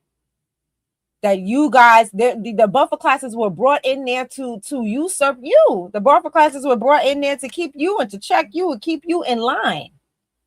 And that's who you want to share your reparations with. This is why we can't unite with you. We ain't sharing with you, with no other buffer classes, because they brought you in here as a buffer class as well. So we're not sharing with you. We're not sharing with them. And that's why we stand with the American government when they didn't want to take part in that farce, as y'all stand with the very people who sold you. So that's what you want to do. And that was the theme of last night. You like it. I love it. And I'm done. Woo! Brother Divine, or you want me to keep pushing? What you mean? Keep, I thought we was break. That's what we done, or you got more? Well, I do want to play a clip. But Well, man, hold on, but so before you go to the clip, because you might bring us something else, and I have something else to say. Let me just tie a bow on what Sister Brooke just said. The rest of the details, on that case. So in her reaction when she's being interviewed, the mother laughs, right? And so there were many. His was crazy. And here's how I found out that they, before I did my research to find out that they were indeed Caribbeans and Jamaicans at that, you had a bunch of people in the chat of that story, of that, it was a news story, that news video saying, oh, you guys don't understand Caribbean culture. She's just at a loss of words, and that's why she's laughing instead of crying or being sad or upset. It's the shock, blah, blah, blah, blah. You don't know the Caribbeans. Here's the next part of the story. So Sister Brooke already told you that it was her. They found out that it was her uncle that shot her. I think we can say that on YouTube, right? We don't got to say to people, right? It was her uncle that shot her. Here's why he shot her. She was a caregiver for the grandmother, their mother, the uncle and her mom's mother. When the mom passed, the grandmother left her the house. The uncle, her grandmother's son, her uncle, got mad, but now it is speculated that the mom had that adverse reaction that we called out as Foundation Black Americans as being sus, because she might be in cahoots with the brother, and they killed her own daughter to get the house because they was angry that the grandmother left it to her instead of them. And she was going to kick them out. Right. She was evicting them. That's right. That's Caribbean culture. Because they come from this idea of scarcity and lack in this country and don't want to go back home. When you don't want to go back and desperation kicks in, a desperate person will do anything. And that's what we're starting to see. And so I want to make sure I put that on it, because I looked at that and I was like, when I first saw the reaction, I was like, something's not right. And then I saw the next story that broke down the details of now they arrested him, and there was the uncle, and now they might be coming to arrest the mother. Crazy. Yep. You gotta love it. Lord Clot. Wine. That is crazy. But don't give up no flashbacks. Sister, Lord. Crazy. Lot of mercy. Oh Lord. Kill them. Just two short clips, and then we're gonna get ready to close it out. All right. Hold on. What if I told you that there was a black man from South Carolina named Albert Perry, and his DNA could literally rewrite history and humanity as we know it. In 2012, a man named Albert Perry from South Carolina. Now, you know South Carolina is hot. I don't know if you've ever been to South Carolina, but South Carolina is filled with black people.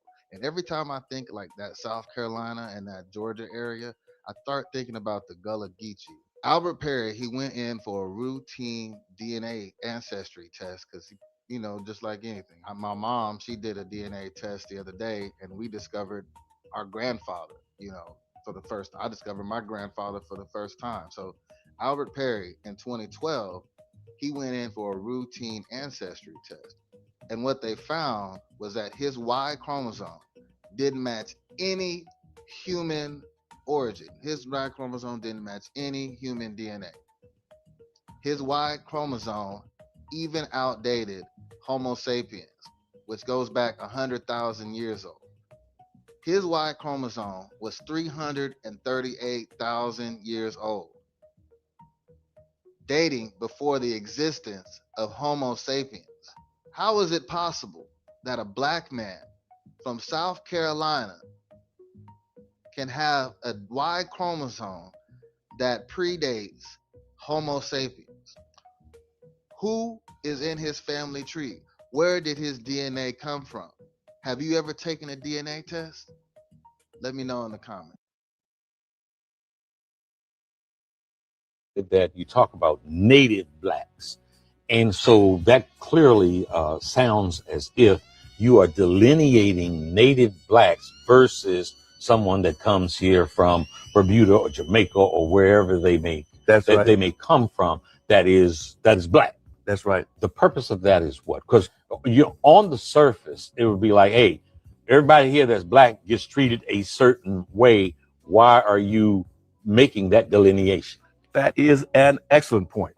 You know why? Because you see, those people coming in from Jamaica or coming in from Africa, they have not been treated like black folk in this country. That's the first thing. And secondly, historically, they haven't had those historical experiences. They come in here voluntarily. When they come in here, they bring some cultural aspects from Africa. They can go back anytime they want. But the black people in this country have been exceptional people. Nobody's been mistreated, maltreated like them. Black folk are exceptional. They're the only people that came here forcefully. One. Two, they're the only people that denied their humanity. Three, they were the only people denied a right to enjoy the fruits of their labor. Four, they were the only people denied the right to participate in government. Five, they were the only people denied the right to vote. Six, they were the only people denied the right to have an education. Seven, they were the only people denied the right to have a business. Eight, they were the only people that participated in every war that this country has had since its founding, but whose mother country has never been against this country. All those immigrants come from countries where they fought America, and they came in. And there's seven, that they are the oldest and most patriotic people in the country. Not the Confederates in the South. They're not the most patriotic people waving the Confederate flag. The most patriotic people in this country are black people, native blacks, because you see 99% of all those blacks have been direct descendants of slaves. They've been here before 99% of all the other people ever arrived in this country. They are special people. And because they are special people, they need to be recognized, appreciated, and reparated for what they've done in this country and building this country. They're the ones that built the bridges, the roads, cut the timber, the trees, and cleared the land, raised the tobacco, cotton, indigo. They're the people that fought and raised in every war to protect this country. The people coming from Africa or coming from Jamaica didn't. They came here voluntarily. And the most important point on this is if you lump them with black folk, then you give the dominant white society a justification to say we don't owe black folk anything. Mm-hmm. Because you see, the blackness that's native, the blackness, black people's blackness is more than just color. It is their heritage, it's their history, it's their code of conduct, and more importantly, it is their badge of honor, and it's what it symbolizes the indebtedness that this country has to them. This country does not have an indebtedness to people coming from Africa. Mm-hmm. They only have an indebtedness to people coming in from the Bahamas. Mm-hmm. If you lump black folk in there, you deprive black folk of the benefit, the debt that's owed them. Don't do that. And there you have it. So if Albert Perry's DNA is at least 340,000 years old, that kind of puts a little dagger in the out of Africa theory. And geneticists are now coming out and saying this, and I played a clip of a sister who spoke with one. They are now coming out and saying that our DNA really does not match with anybody on the continent, or the majority, of those on the continent. Geneticists are saying this, that they've been fumbling the things over there. So who am I? I'm not a geneticist. I don't know the science. I just read it. That's it. So don't get tripped up. And I saw somebody in the comments said that the delineation has been going on for about a year or two based on some of the things that was said. Honey, I can go back at least 5 years, 6 years on Clubhouse. What they are saying now on TikTok or X is nothing compared to what they were saying about us on Clubhouse. And nobody said a mumbling word about it. Nobody. This is mild, what they're saying about us. Calling our food slave food and all that. That's mild to what they were saying about us on Clubhouse. For those of you who remember the Clubhouse days. So, having slave auctions. Yes. Full-fledged slave auctions. Taking your pictures. On the dark web. But no paying goofy opening mouth. They say we divisive. You're a liar. You're ill-informed and you're a liar. And as Brother Devon said, the religion of Pan-Africanism got you all messed up. Got you all messed up. Because it has become cult-like. Even with outdated and wrong information. So, we've come to the end of our program. Next week, we're going to get into a little bit of things with, and I promise this week, but it'll be next week, with Chester Arthur and some other presidents. We're also going to get into some of the things that we have on the horizon as Black people. They ain't going to see us coming. And if they do, they can't do nothing about it. So, Brother Black, your final words and commentary. Let's get the folks up out of here. As I said last week, thank you all for your contributions. I've learned a lot tonight, and I will continue to learn from you guys and learning more about the legacy every day. And thank you for allowing me to still be here at this time. Like I said last week on the show, expect more deaths. I'm glad Sister SisKeisha put my blog site up there. The article I focused on earlier in regards to Lindsey Graham's passing and Mitch McConnell being on life support, whatever. There's the rumors that he's no longer with us. And there's rumors saying that his wife went to China and she came back. Sister Brooke addressed that last week as well. And he's back up out of his coma or what have you. I don't know. Expect more passings of people who are integral to white supremacy, which is dying a slow death every day. It ain't fast enough for me, but it is what it is. We got to be patient. We're going to make it. We're going to be all right. If you're on the right side of history, you in there with us. Thank you, Sister Brooke, for, further welcoming me into the fore. And we just going to keep going and we're going to be happy. We're going to be one big happy family one day. And it ain't going to be most of us. It's going to be very little of us. So with that said, we way over the 3-hour mark. I know everybody else want to get their little contributions in. So I'm going to end with that. MelaninInstitute.blogspot.com. I'm Basil Medina on Facebook. Friend me up. Holla at me. Let's talk. And let's get further into freedom. With that said, peace and love to all of you on the panel. Peace and love to you all listening out there. Peace and love to those who will see this in the near future. And with that, one love. Peace. Brother Divine, final thoughts and commentary. Let's get the folks up out of here. Man, I'm so glad you played those videos at the end. And you know, it's very specifically about Dr. Claude Anderson, because you said that, and that's something that we kind of acknowledged. I can't remember who did, but it was the truth nonetheless. That we acknowledged in the Caribbean corner. I think it was Sister Brooke, but it could have been you as well. When you brought up Dr. Claude Anderson's name, and the Pan-Africans tried to, play it, try to push him to the side as if, he wasn't who he was. And, we say this often, especially when we start talking about immigration as a whole, and then you have the Afro immigrants that censor themselves because a hit dog will holler. But as we can see, and there's no shade because it's a blessing to get older. Dr. Claude Anderson doesn't look much like that anymore. And that is, I'm saying that to say it's a testament for how long he has been at this, how long he's been ringing this bell for us. And, like I said earlier, I'm just so thankful that he gets a chance to see his life's work, starting to manifest and becoming exactly what I believe he always meant it to be, and always wanted it to look like. And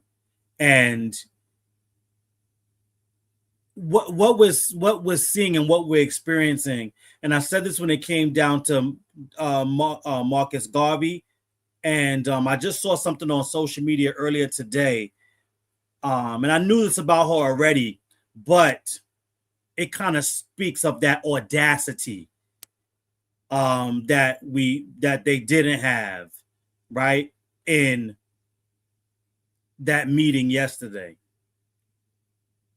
And we already know that Shirley Chisholm's family, being Guyanese and from Barbados, were able to live in communities here in New York that Foundation Black Americans were still redlined out of because she was Caribbean.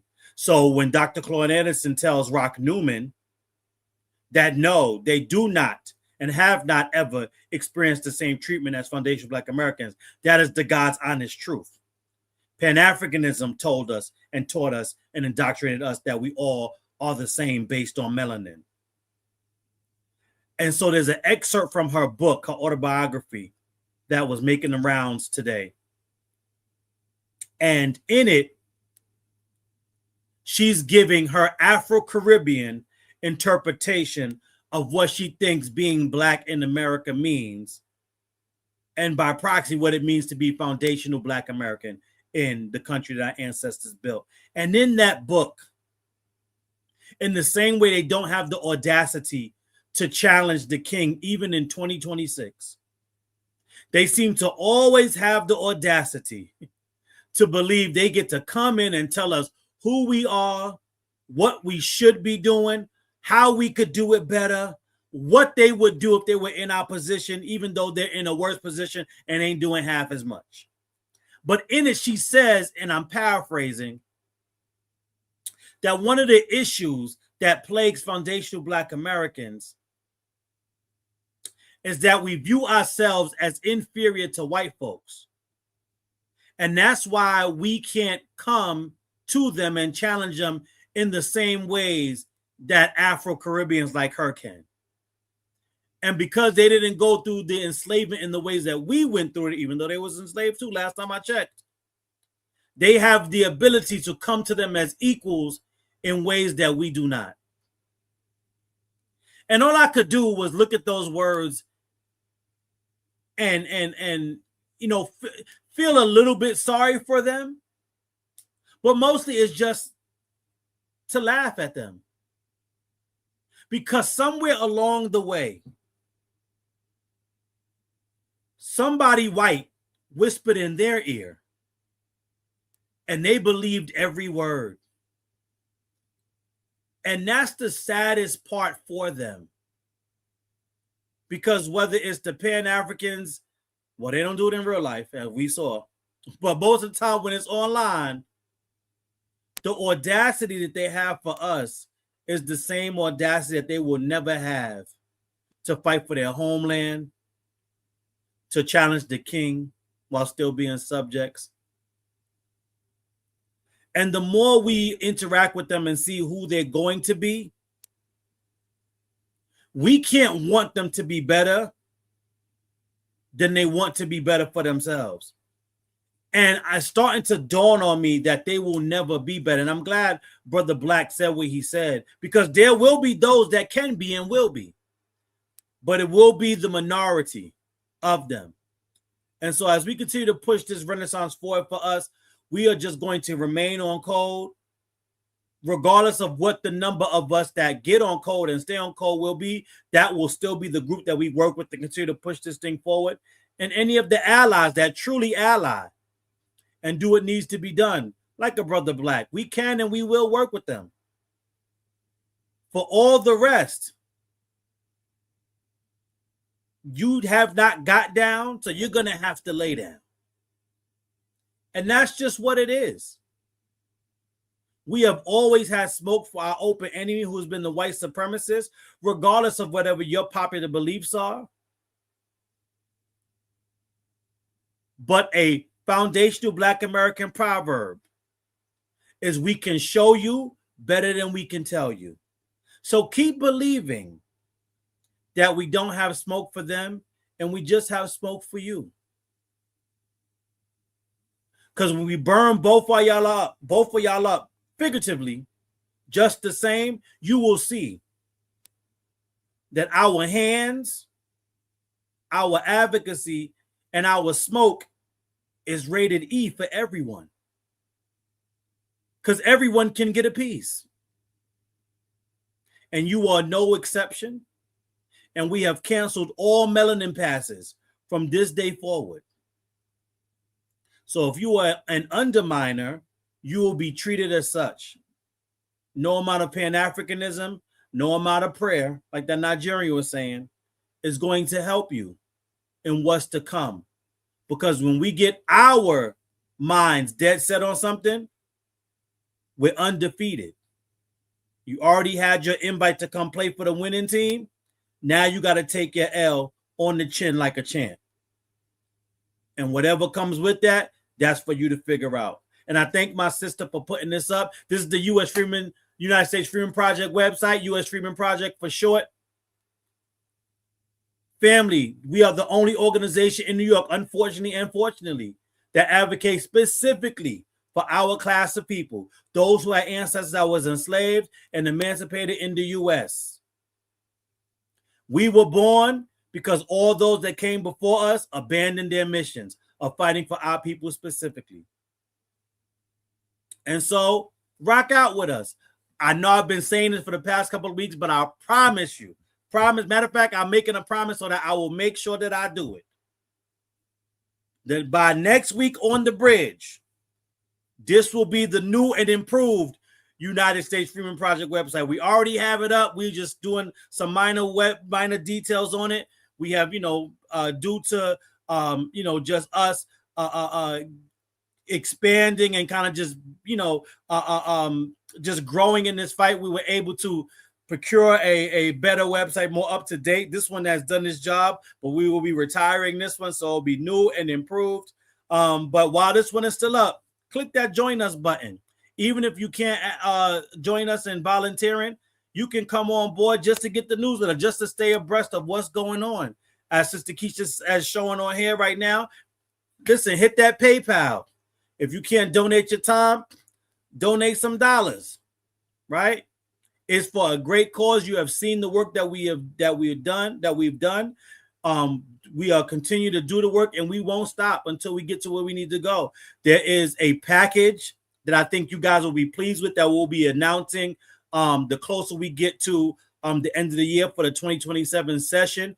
There is a package of lineage-based bills that we will be introducing. Obviously, our delineation bill did not pass this term, this session, but we will be introducing that again in 2027 with new leadership, with new strategies, with new coalitions. So please look for that. And again, tell a friend to tell a friend to tell a friend that we are no longer doing race-based policies. They are unconstitutional and they have never served us. Moving forward, we will be doing lineage-based policies, lineage-based reparations, lineage-based remedial justice from this point into perpetuity.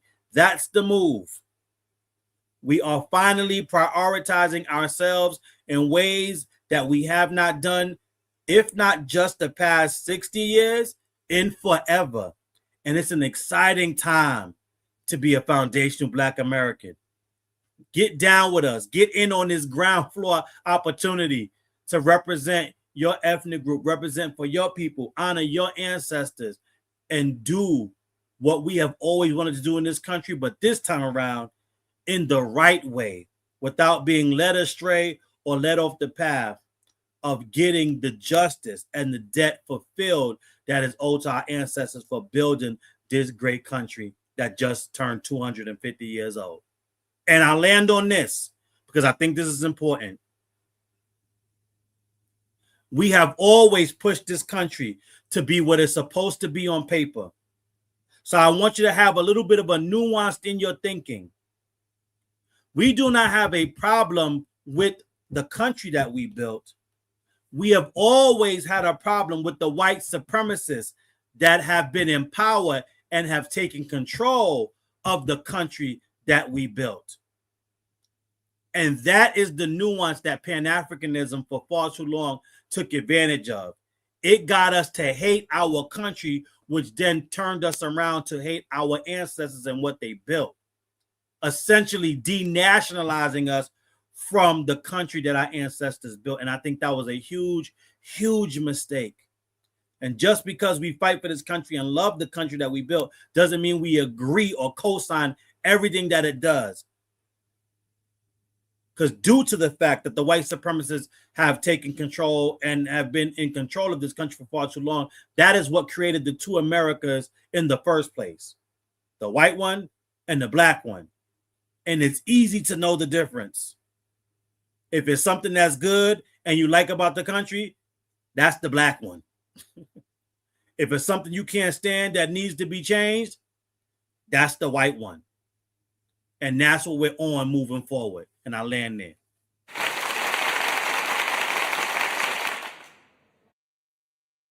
Sister Brooke, let's get the people up out of here. We are also going to be in the the African American Day Parade. Wait, before you go back, go to the U.S. Freeman Project and donate so that we can have a float. Yes, yes. Be with us. You know what I'm saying? The floats, like we need a float.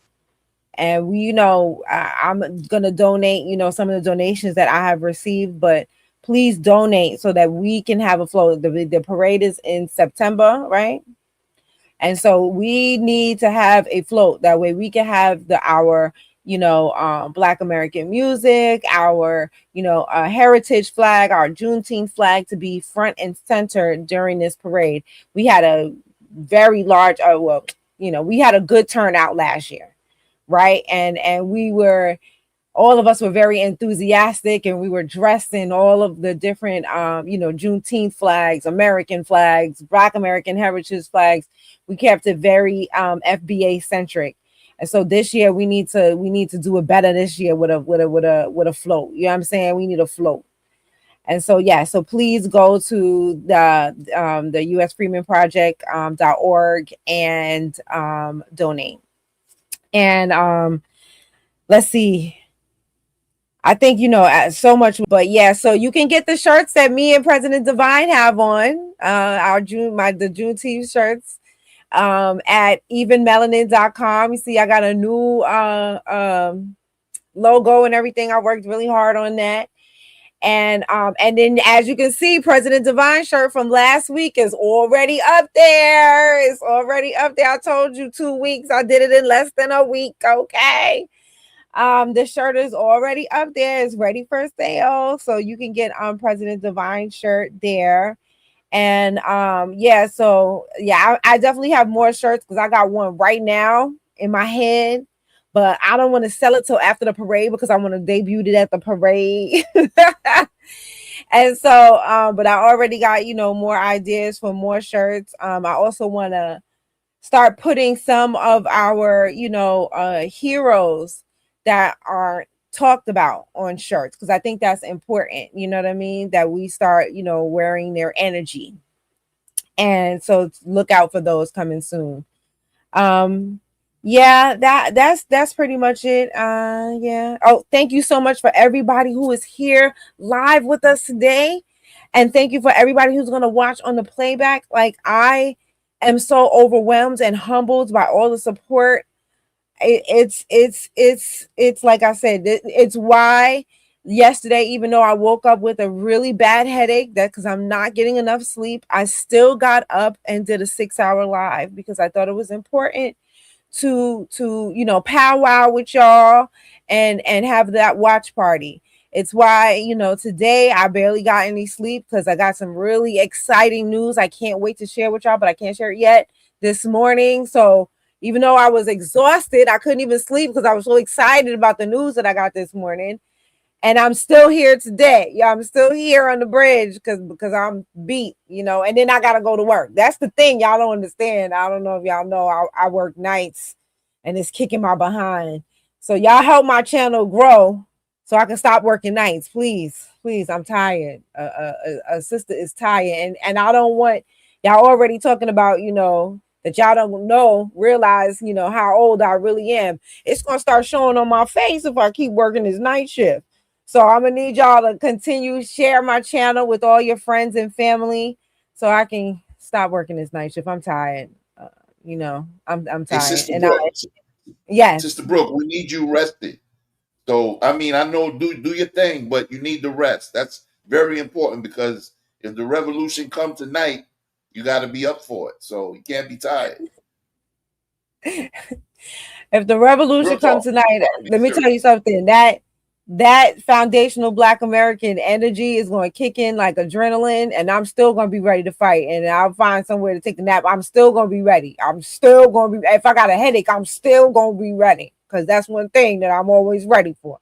But I do appreciate that. You are so right. That's why I need y'all to share the channel with as many people as possible. Continue to support me so that, you know what I'm saying, that I can start getting more rest, and I can focus on, this full time, and, leave this, other stuff alone.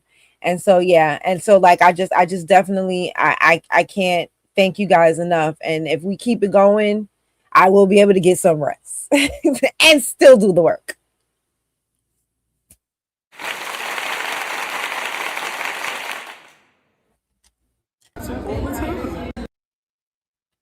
I listen to Thorough Black Talk all the time. Oh, Brother Tad Talks in the building. Tune into the podcast every Sunday at 2 p.m. with me, our sister K Fighter, and our brother C Gutter. Hopefully you're inspired by something you heard here tonight. It's your turn to go out and inspire others. Just like Sister Brooke, I am exhausted. So y'all stay up, stay blessed, stay true, and remember, no matter how hard things seem right now, there's always better days ahead. Sister Keisha, take us home. Yes, indeed. He always forgets to mention his new venture, Tad Talks. That's right, Tad Talks. Soon come. About a week or two. I got you, brother. I got you back. Right now. We're cooking it up right now. Yes, indeed. So get ready for that as well. But we get ready to get the folks up out of here. We've been rocking with y'all all night. But I mentioned Reese Palmer. And I want to close out with the lyrics and tell me if it doesn't fit this FBA Renaissance and this delineation movement. The lyrics go like this. The title of the song is Seeds. Came out in 2019. Brothers and sisters, don't believe what you've been sold. They can bury your body, but never touch your soul. They built you a prison and locked up your mind, made you think you're nothing, and filled your head with lies. Can't feel too free, can't be too proud, shine too bright, or speak too loud. But when they try to cut you down, that's when you gotta stand your ground. When they bury our dreams, we push them through concrete. So, that's the first verse. And in your spare time, check it out. Listen, tell somebody to tell somebody. It goes down right here every Thursday, 8 to 10 p.m. on the Brooklyn Bridge. Future endeavors is going to hit you heavy. We out, y'all. Good night.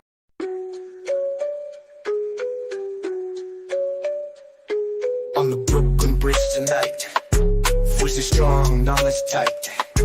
Thorough black talk in the air, changing minds, changing flair. From brother Tad to sister K, warriors got things to say. Sister Marcy brings the heat, brother Blacksmith keeps the beat.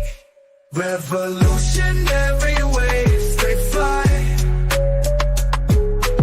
underneath the open sky. Every word's a call to fight. Tune in, feel the ancestral light.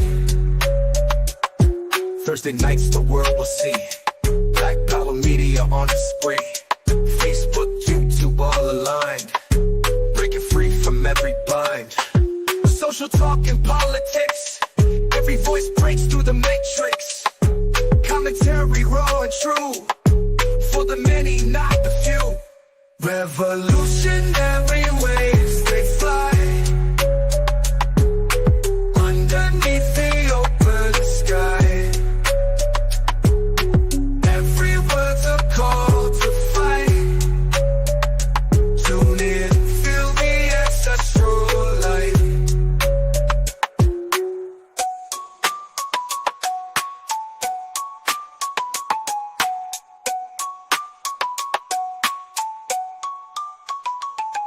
Social talk and politics, every voice breaks through the matrix. Commentary raw and true, for the many, not the few. Revolutionary waves,